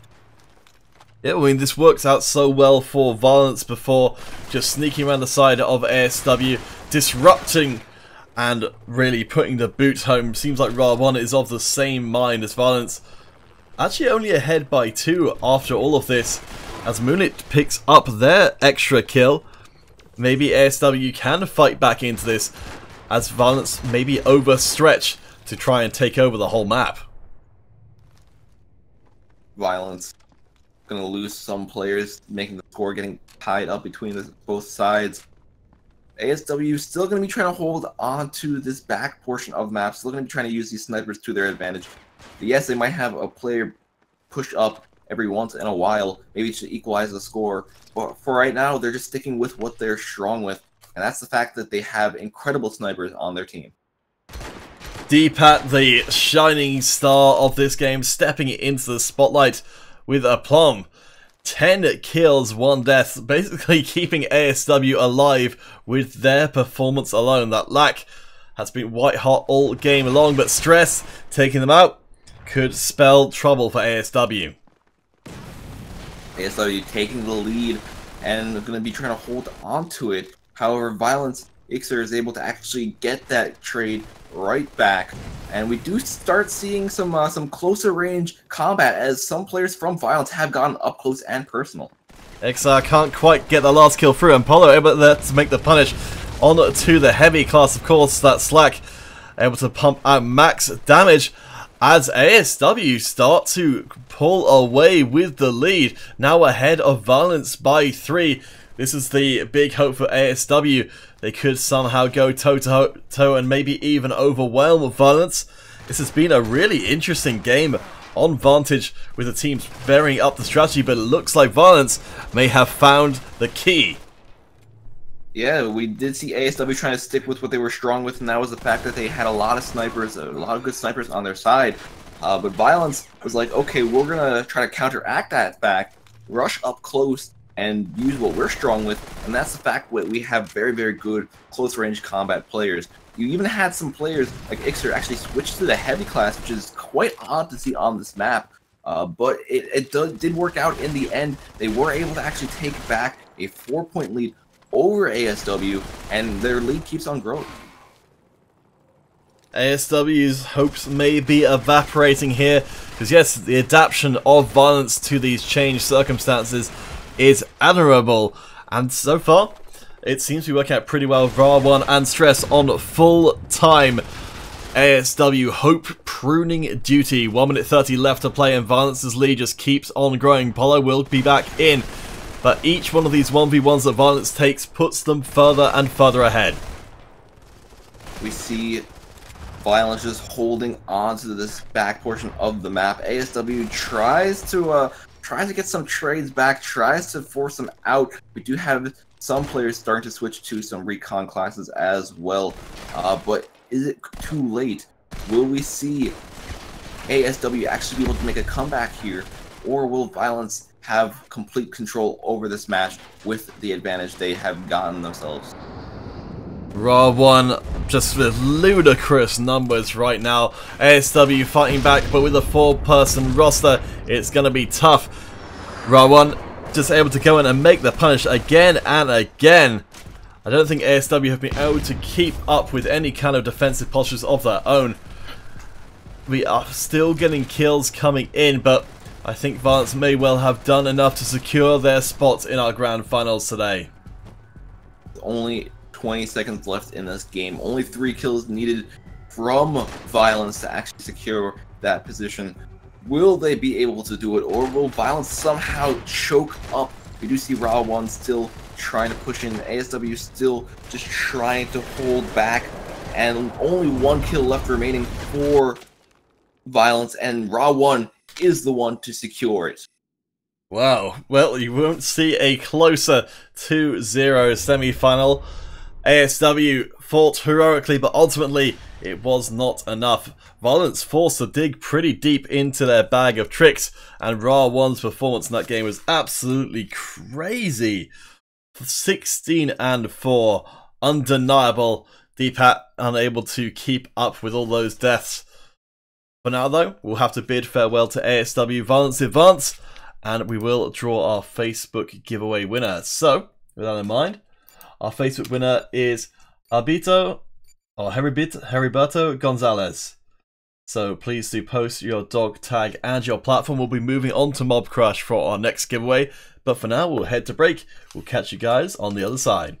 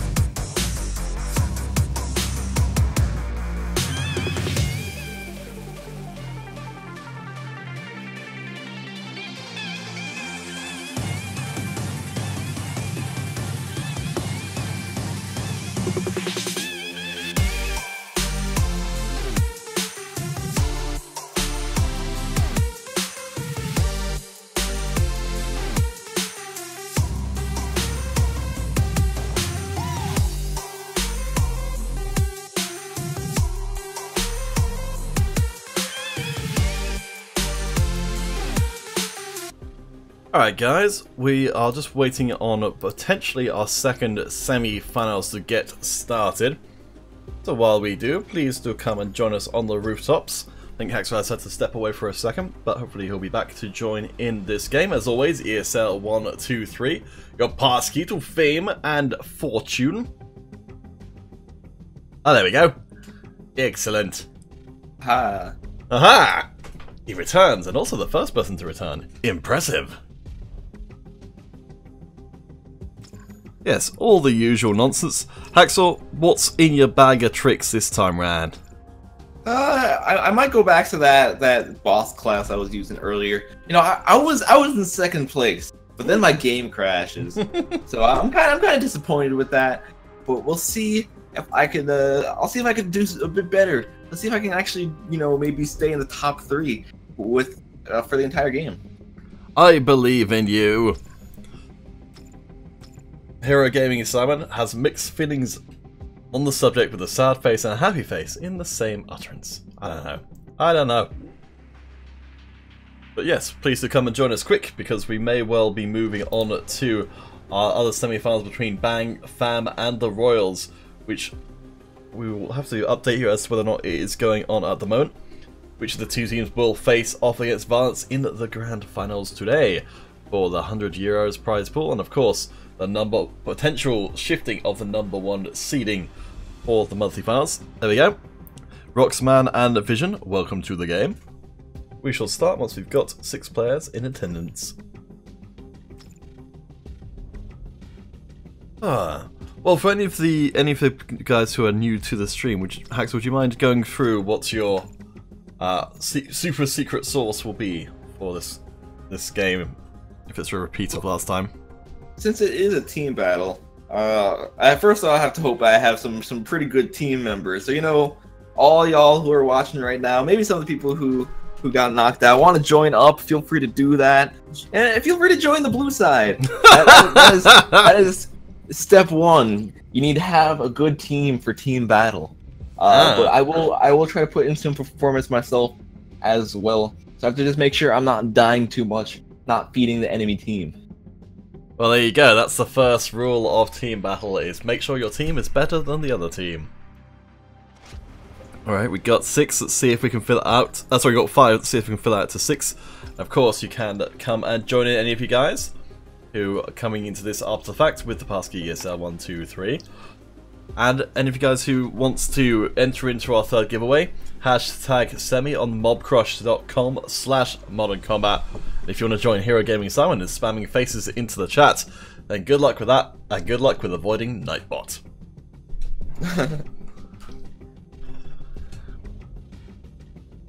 Alright, who's going to be victim number 6? I mean, the third member of the blue squad.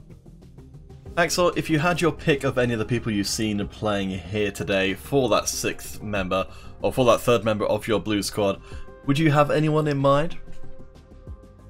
Out of all the players playing today, you know, maybe Raw 1. Raw 1 had a really nice performance that last game.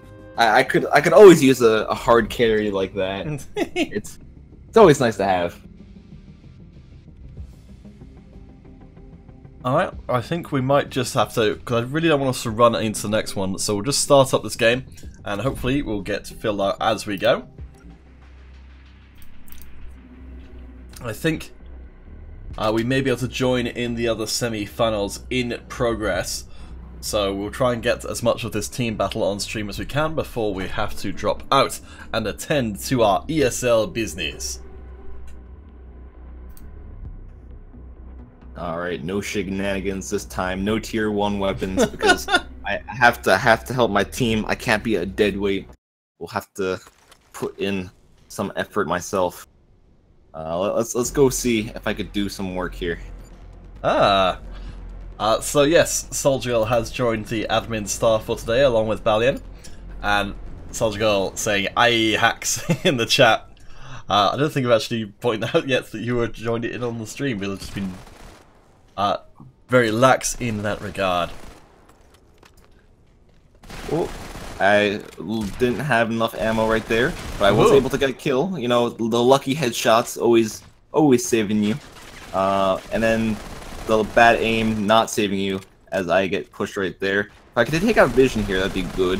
My teammate got a knife as well. We're doing pretty good right now. We're a pretty good duo. I do have to be careful though, because there are some sneaky players. He has that perk that makes him look like a teammate, so I do need to be careful for that. Also, I should have been a bit more careful about poking near the edge, because they can easily headshot you from there. And there is a guy in the middle of the map, so I don't know if I want to be here. I might actually want to go down, but it really depends on what my teammate decides to do. He goes in for a very risky knife. He's able to actually get it.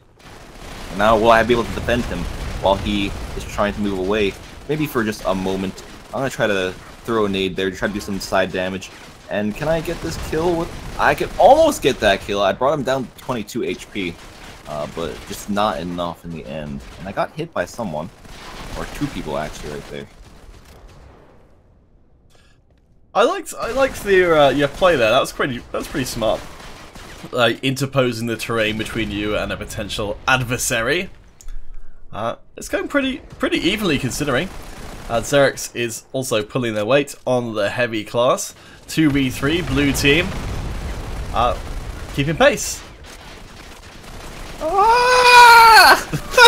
I've never heard you make that sound before. Screams of distress. You know, I was doing okay at first, but now I'm just feeding the opposite team. So I feel kind of bad for my teammate. I'm trying, but it's kind of hard, and I keep on dying.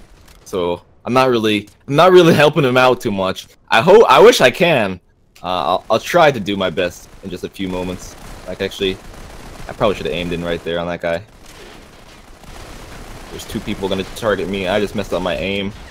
Can I at least get someone here? No! This is pretty much my life in a nutshell. I do a lot of damage to them. I do a lot of damage, but I'm not able to actually secure the kill, which is my ultimate downfall. Oh boy. I kind of feel like at this point you should probably just be playing a distraction for Xerix. So they can get the kills. Oh, well, never mind. Shut my mouth. 2 kills in a row.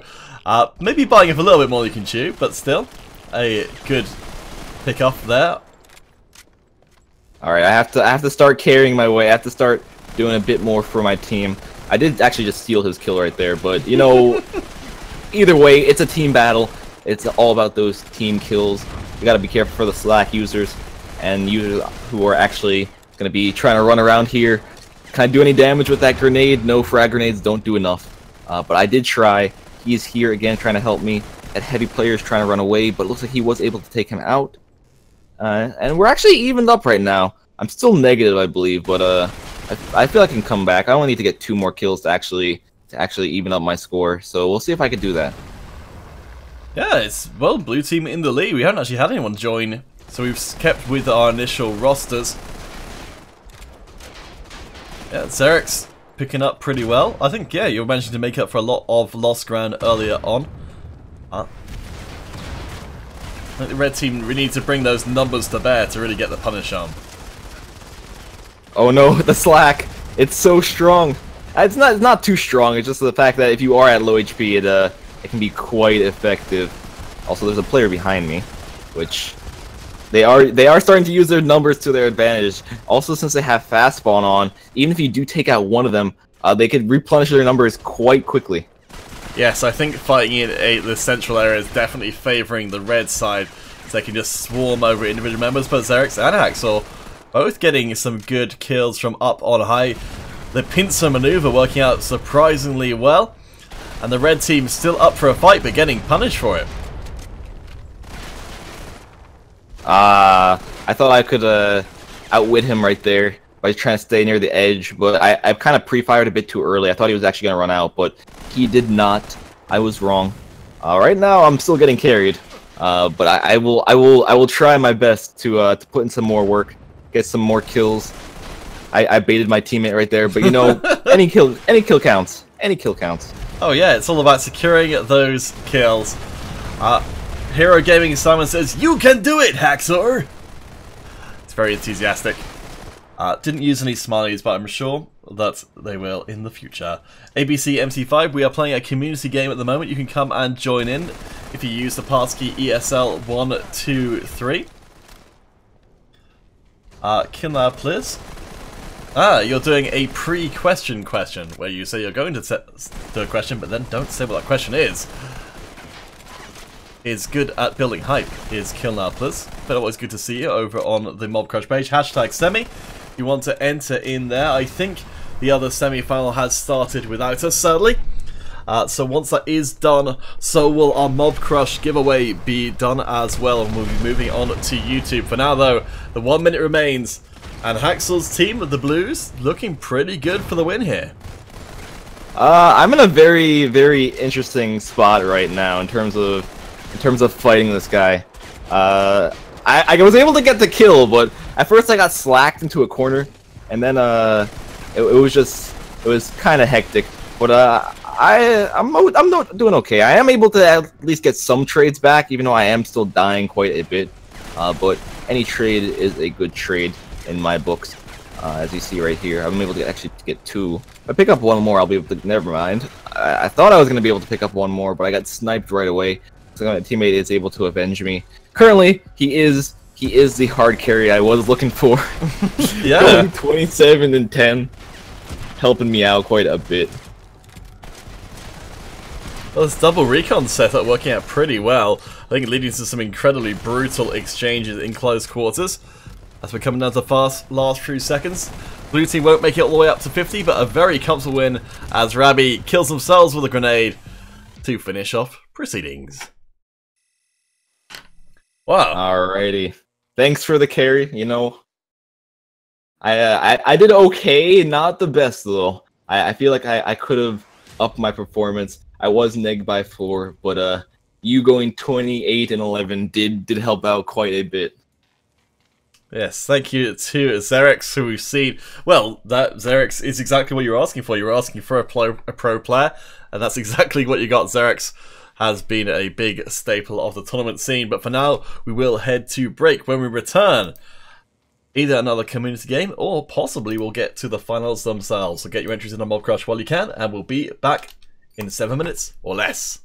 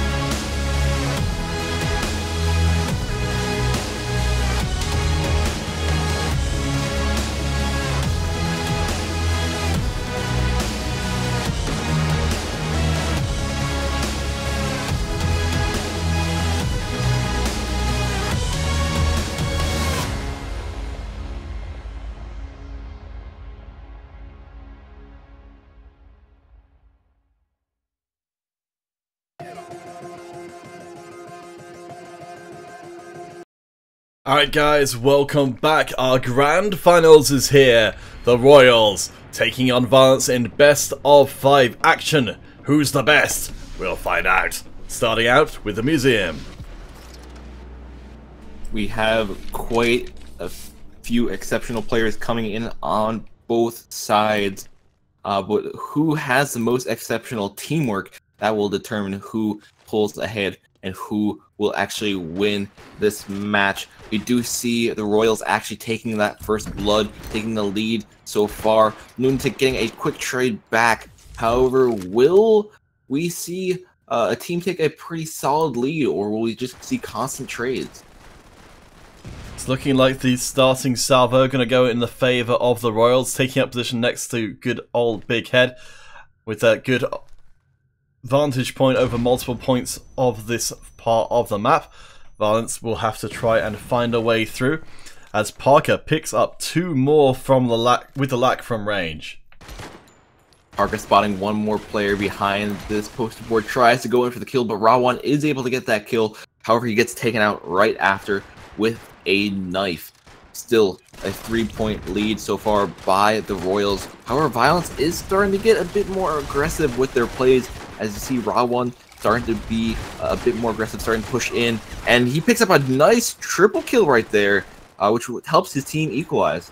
They're really nicely done. We've seen Violence from their last game making great use of these roaming recons to break through the sniper meta, and it's working remarkably well so far.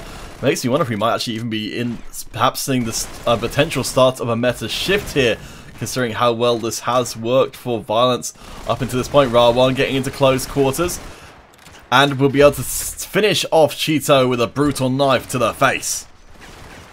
Yeah, he's been putting in work, even the past games, and this one as well. Currently 7-3. Rawan, probably one of the best players on Violence's team we've seen so far. The Royals started off pretty strong. However, once Rawan started rushing in, their defense kind of broke apart. We do see them trying to reorganize, trying to find a new place to really bunker down. But it'll take some time to actually do that. I do apologize. I might have accidentally broken the game there. Sorry, Jim. Sorry about that. Yes, I think when I swipe down from the top, it sometimes just throw a wrench in. So sorry about that, guys. I'll try and make sure I don't accidentally do that in the future. Kill now, please. You had a question for Hack, so could you repost that question? It makes it a lot easier when asking that kind of thing, rather than me having to scroll back through the chat to try and find it. So sorry about that, guys. We'll have to come back for game number 2 instead. I'll tell you what, to make up for it, I'll just have to do a quick restart to fix that. I think unfortunately it's an iOS update, I think that's causing it rather than a Modern Combat 5 problem. But we'll do a custom game in place on the museum instead, so I'll just set that up in a second. And we'll just kill a little bit of time.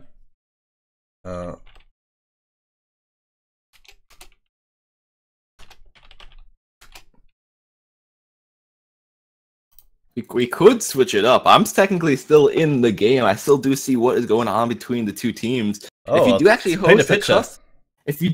host the game, you could be the one, playing, and I could be painting the picture in the background, changing stuff up, making it a bit more interesting.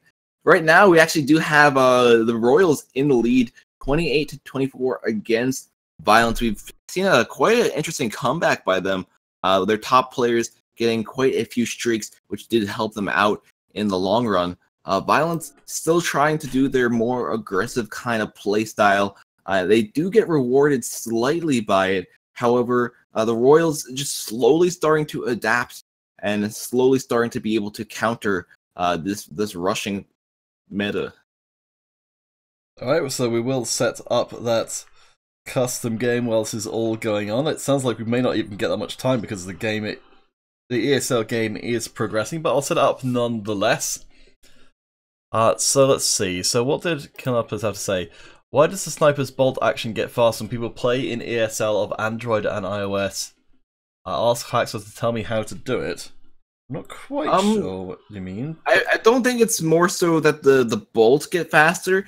What you might be seeing is a lot of these players do like using the armor core perk that actually increases the fire rate of weapons. I believe you can increase it up to 10% if you have the maxed out core. I do know a level 4 one has like an 8% chance. I think it increases by 2% per level. So yeah, what you could be seeing is the fact that some of these players could be using that increased fire rate for the sniper rifles, which does help them get that faster bolt speed, which does help them actually get some shots out a bit quicker. And for a slow firing weapon like a sniper, the faster fire rate can be extremely useful. Okay, so while we are here, let's draw our Mob Crush giveaway winner. Oh, well, there you go. Asking questions apparently will be rewarded. Kill now, please. If you could post your dog tag and platform.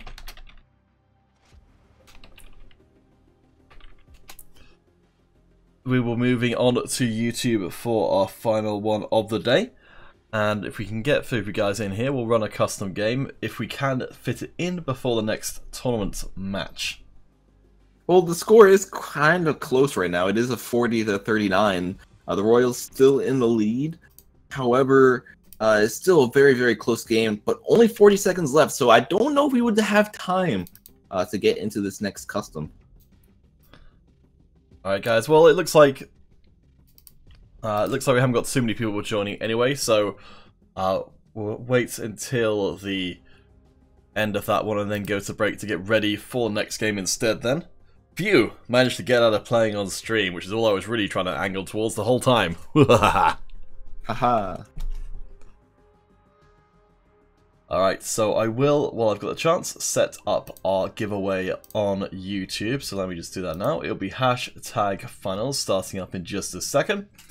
For the duration of our finals today, do bear in mind that Nightbot will not count your entry if you enter in multiple times.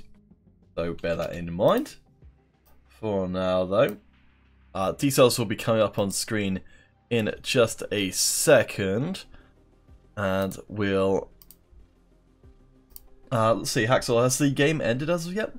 The game actually did just end, and Violence was able to actually get a final double kill, actually push them in the lead, 46-47. Violence with the 47, and quite an impressive few plays by Astra, who was their top member with 15 kills that match. Oh, nicely done. And that's the kind of finals we like to see, separated by only a single point. So in that case, we will head to break to get back in for our second grand finals game. Violence take the lead by a single point. And we'll be starting up the YouTube giveaways in just a moment, so stay tuned. We'll be back soon.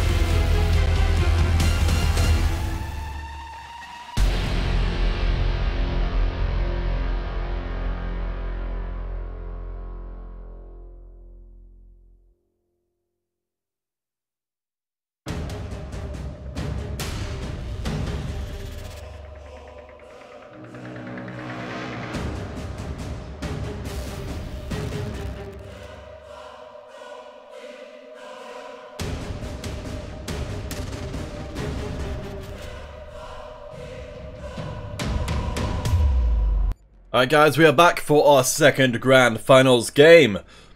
Witnessed by our very own Hacksaw. Violence winning out by a single point on the first round of competition. Now we head on to conversion. Can they do it again?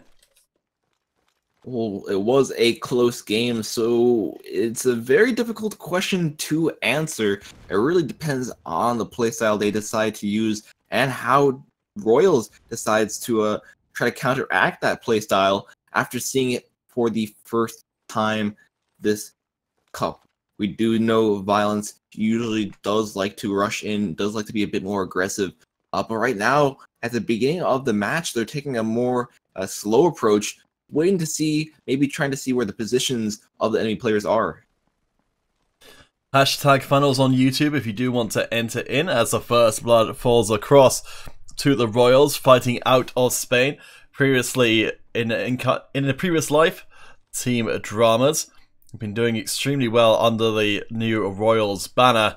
Now we're going head to head with Violence, as Lunatic picks up one more. The early exchange of cautious gunfire, the feeling out process the best of 5 allows. But so far, pretty damn even. Yeah, both teams are really just trying to test the waters, trying to see what kind of plans each other have in store for a map like this. Violence still going to be trying to be a bit more aggressive, still going to try to push up and take players down. But you do also have some players just trying to stay back with the sniper rifles, and that could be enough to throw the Royals off guard. The Royals are probably just expecting a rush, but I don't think they would also be expecting people watching the flank like this. They're really nicely played, and Asta, the MVP of last round, is also on fire this time round. Will finally fall down to Rojas with the flank across, and we've got to see how important these flanking tactics have been for breaking the sniper line, as Royals able to get at Violence finally and almost equalize the score. Yeah, Violence now going to have to try to back off for a second, try to regain the players they lost. And the Royals are actually trying to take parts of that rushing tactic as their own, having some players starting to be a bit more aggressive, starting to have players start push up and get up close and personal with Violence, and it does help them keep the score relatively balanced. Rojas picking up one, certainly known as the very proficient flanking player, as XI there picking up their first. Violence do end up in the lead after that last exchange, but it's anything but a sure thing as Parker keeps the kills coming. Cheeto gonna get a little freaked out in close quarters. The Royals managing to catch up on Violence with that last exchange, fully expecting to see Game 2 of our Grand Finals be just as close as the first.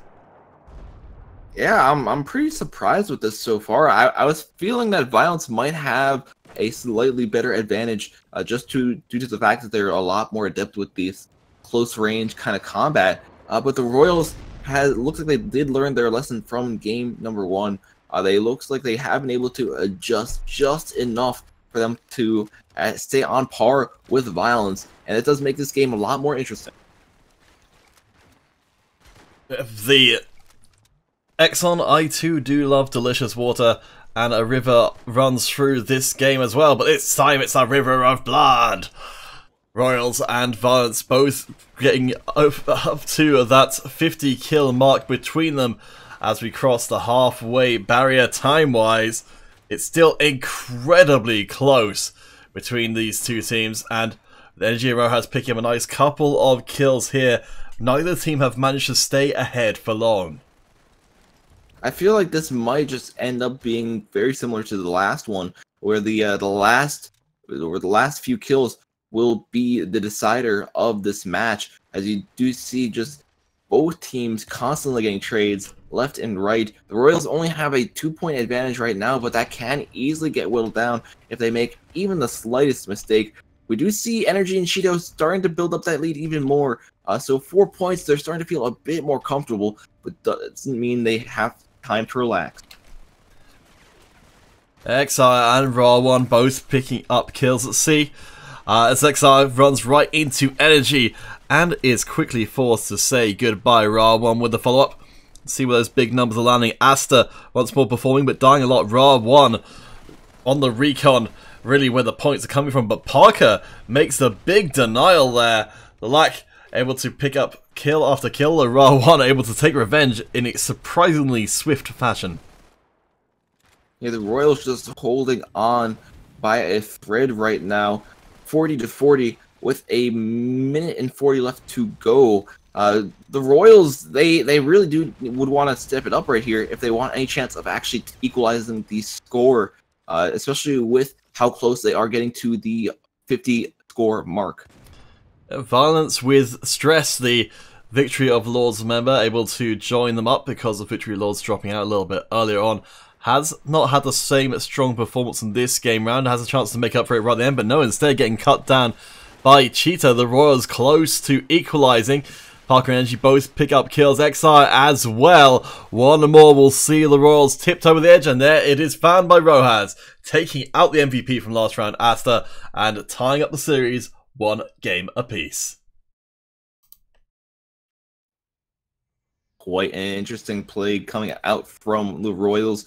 Royals, a bit more adept with these sniper rifles and longer range, are able to actually hold on to a close range matchup, which means we haven't really seen all the cards they have to play yet, and hopefully we'll see some more interesting things in game number 3.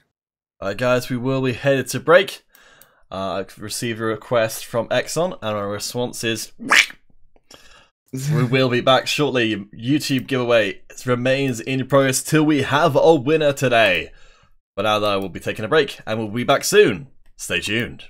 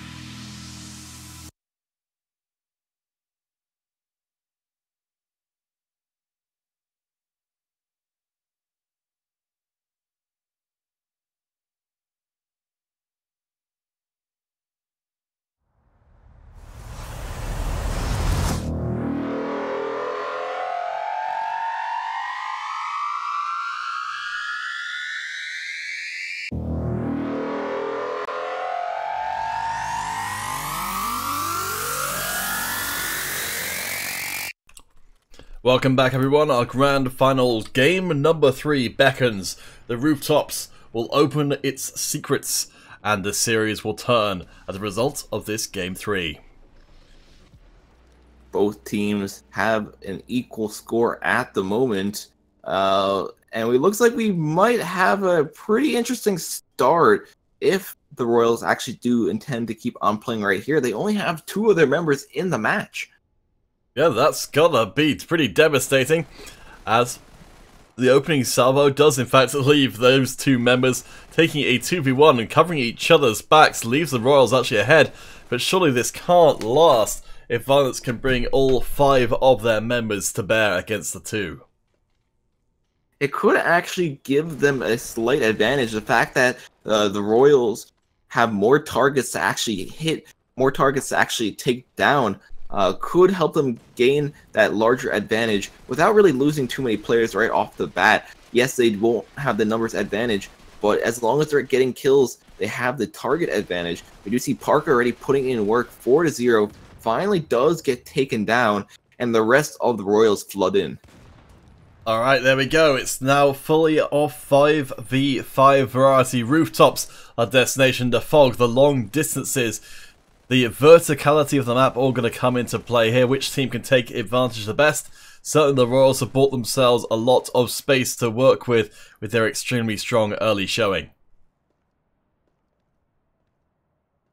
Royals going to be trying to hold on to this lead. Violence, now that they have the whole team there, they have more targets to hit, but they have to be extremely careful about it since the Royals have been using their numbers quite effectively while pushing in. Yeah, Stress going to try and buy some space, but Cheetah is going to reject the very possibility and Violence are kept downstairs for the time being. Cheetah going to try and go for a wall bang. Doesn't manage to finalise the job there as the Royals decide to up and move across the rooftops, deciding to go up top for the high ground advantage. But with these recon classes rather than snipers, I suspect they will not be staying up there long. Well, the recon does give you the information that you would want to know, with the fact that you could actually see the enemies where they're coming up from. It makes it incredibly hard for you to actually try to flank them. Like you see right there with Shido, he was able to tell when the person was coming up the ramp. He was able to secure that kill. And he's able to also get information of players under him as well if they get close enough. That's true. I've never even thought about it that way. Yes, the recon be able to find people who are nearby. I don't even know if that has a horizontal limit of any kind. As the fighting becomes even more brutal on the rooftops, 19 apiece, kills flowing like wine here as Parker starting to become one of the standout players. The recon certainly the favourite class of the Royals right now, and it's thriving in these head-to-head conflicts. It was kind of interesting to see at first when the game started with only Parker there. They had quite a pretty decent lead. But the Royals' lead has been pretty much whittled away by Violence, and Violence has even taken quite a massive amount of points over the Royals. The Royals still trying to fight back, however. Yeah, it's swinging so far one way than the other, but the pendulum does seem to be favouring Violence right now, who are coming out well in these trades. But there we see Parker picking up 2 unopposed. Very strong individual play, in fact the best player in the game right now, and is finding these great opportunities to pick off kills unopposed without the Violence member even being aware they're being shot at till they're dead. The Royals able to actually come back, able to actually take the lead, and they're going to go a bit more on the offensive now. We see a lot more boss players actually getting pulled out, which is quite nice to see. It does actually change up the flow of the gameplay, make it a bit more aggressive. Parker trying to get this player on the roof. He does damage him quite a bit. Tries to go for the kill, however decides to back off. Still a 4-point lead for the Royals so far. And the way that Violence is playing, it seems like they might have slowed down their pace. For any of you guys asking in the chat about joining this game, this is an ESL tournament game in progress at the moment, our grand finals. So the only way to get access to this game is to be a member of the Royals or the Violence team and to have fought your way through every other team in the tournament to get to this point. Royals looking pretty good for bringing this series to 2-1 right now, unless Violence make a last-second comeback. We do see the Royals just picking up lots and lots of kills, also having lots of kill streaks as well. EMP strike getting deployed by them. It's going to really throw off Violence. The fact that they probably won't be able to tell where these enemies are coming from, especially their recon players, their senses have been now dulled. Less than 2 minutes to play. Ra1, the top scoring member of Violence right now, also with the recon. Fascinated to see how the players' strategies have evolved away from this almost all sniper or morph to pretty much nearly all recon, though there's still some snipers mixed in there. Yeah, no, the fact that they have a lot more upfront confrontation is one of the reasons why we see a lot more of these recon classes getting taken out. The snipers can be useful on this map, but that's when you're trying to play with a defensive playstyle. But that's not really the style of these two teams, especially players like Ra1, who just like rushing in and trying to get these kills. Brutal exchange of gunfire up top. Lunatic just kind of coming to do the cleanup.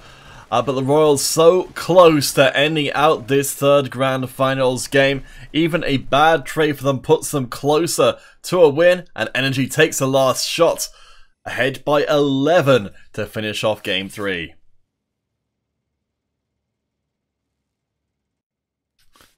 Let's take a look at who we've got here. So, as I mentioned before, Parker, really the big standout player from that game. Those strong performances all round.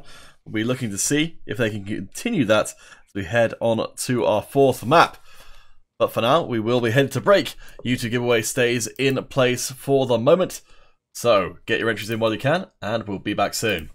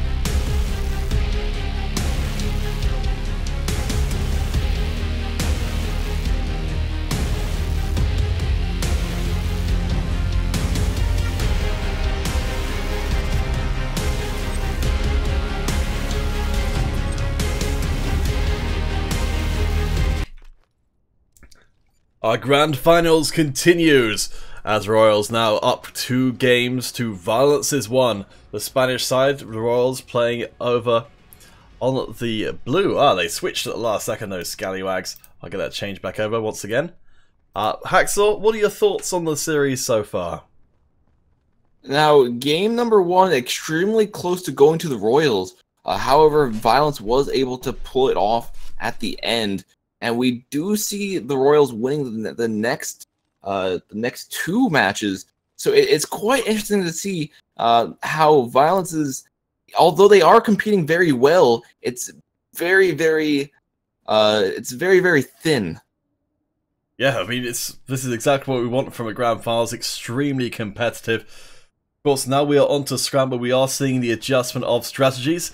Sniper rifles of all stripes, very effective at the ranges and the limited firing avenues available across the map.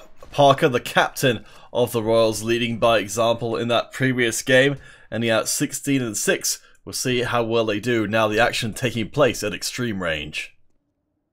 Both teams know how crucial this game can be. Both teams going to be taking extreme caution as well. We've already seen a minute 30 go in this match. Not a single kill has been secured so far. Both teams taking some pot shots off on each other, but none have yet to land their mark. Lunatic trying to sneaky beak their way up to the side, but both teams, yes, facing off, using the terrain to effectively create very small sight lines to fire through, while reducing their chances of giving across that first blood either way. I mean, based on what we've seen before, I would maybe expect to see Violence the one to be the first to break ranks and force the issue, but that could give the first kills across to the Royals. Yeah, I feel like Violence, with the situation they're in, they really wouldn't want to give any form of advantage to the Royals. Ixer, however, getting shot off guard, giving that first blood to the blue side. Now the Royals going to be playing even more defensively, using some pretty interesting pixel angles. If you take a look at number 2, Cheeto, using the angle between the crates, just trying to aim through here, something I've never actually seen before, to try to get some shots off on the targets. Yeah, I mean, this is one of the really wonderful things about Scramble, is that every now and again we see a completely new approach. It's probably one of the most complex maps in terms of the different kind of ideas that can be coming into play, as Cheeto catches Lunatic trying to go round for a flank and makes the punish. Still, we're coming close to 3 minutes down with only 3 kills so far. I don't know if this is the game Violence want, as the Royals pick up 3 in a row, and Violence must be spurred to action. Violence doesn't want to be in a situation like this. They don't want to actually try to use their rushing tactic either.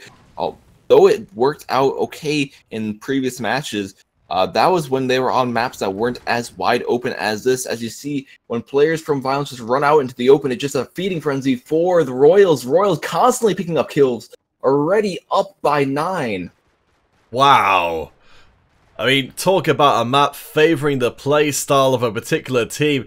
Violence feel like they're really becoming desperate already, only halfway through the game. There's no way we see a score limit reached here, but Royals are punishing again and again. Violence need to find some other approach, because this one is not working. Violence trying to get up close and personal. We have number 5, Love Vio, trying to get a bit closer as well, as he does try to go for the flank. However, gets taken out right away by a sniper rifle. Still a demanding lead from the Royals. The Royals just shutting down pretty much everything Violence tries to do to actually come back here. The Royals safe and secure in their castle over on the northern part of the map. We keep seeing the Vio members trying to sneak through, but so far the defences of the Royals have seemed almost impenetrable. I'm sure Violence are looking to try and throw some more chaos into the mix, and Stress finally lands their first kill. And energy taken out as well. Violence starting to break the line and send the Royals into disarray, but it could just be the Royals move up to a unit to somewhere else instead. I feel like the Royals, yes, some of their players have gotten scattered, but that's going to make it a bit more difficult for Violence and puts a bit more pressure on my them God. as well. Parko, what was that? A nice triple kill coming in just decimating Violence's side, forcing Violence to get stuck in the spawn trap, which is no place that anyone wants to get stuck in, especially in a match that they would need to win like this. Parker doing extremely well with that last multiple kills, but Rojas as well for the Royals, picking up an inordinate amount of points, 13-6, better than 2-to-1 ratio right now. And just look at Vance getting evaporated under the hail of bullets from the Royals. If you're going to try and win out a grand finals, this is the way you want to do it. Setting their mark are the Royals. This last qualifier, it's looking like the Royals have got their name all over it. At first, it looks like we weren't going to actually hit that score limit, but with the performance we were seeing from the Royals, it looks like that might actually not be the case. 46-23 with a minute left, only 4 kills. The Royals, very thirsty for that victory, are going to be trying to rush in, try to get the final few kills needed to actually win this match. But will they be able to do it? Violence is able to secure some of the kills while they are rushing in, but there's almost no way that they'll be able to come back right now. Love Vio trying to break into the command center. Violence will be able to take advantage of close quarters where they will thrive, but still, even the minimal amount of punishment is going to push the Royals over the edge, and they will become our champion today. What a fantastic performance on Scramble, and a fantastic end to our tournament today. Parka finishing it off the final game with a Saber. The weakest Tier 1 SMG. The disrespect shown by him after just decimating them is unreal, but still, I feel like he deserved to do something like that with the amount of kills he was able to secure for his team against Violence. The massive plays he was able to pull out that game were just extraordinary. I think, Haxel, they've learned from watching you on stream that the maximum disrespect is only possible when using the least effective weaponry. Our YouTube winner for today will be Saad Zahid. So, Saad, if you could post your details. We are done for now, but we will return in just over 2 hours. We'll be back with the monthly Blue Finals, so please do return for that. For now, though, guys, thank you all for watching. It's been a pleasure to cast with you again, Haxel, and I look forward to doing so again a little later tonight. Indeed. Alright, guys, we'll see you in just a little bit, but for now, have good games and good night.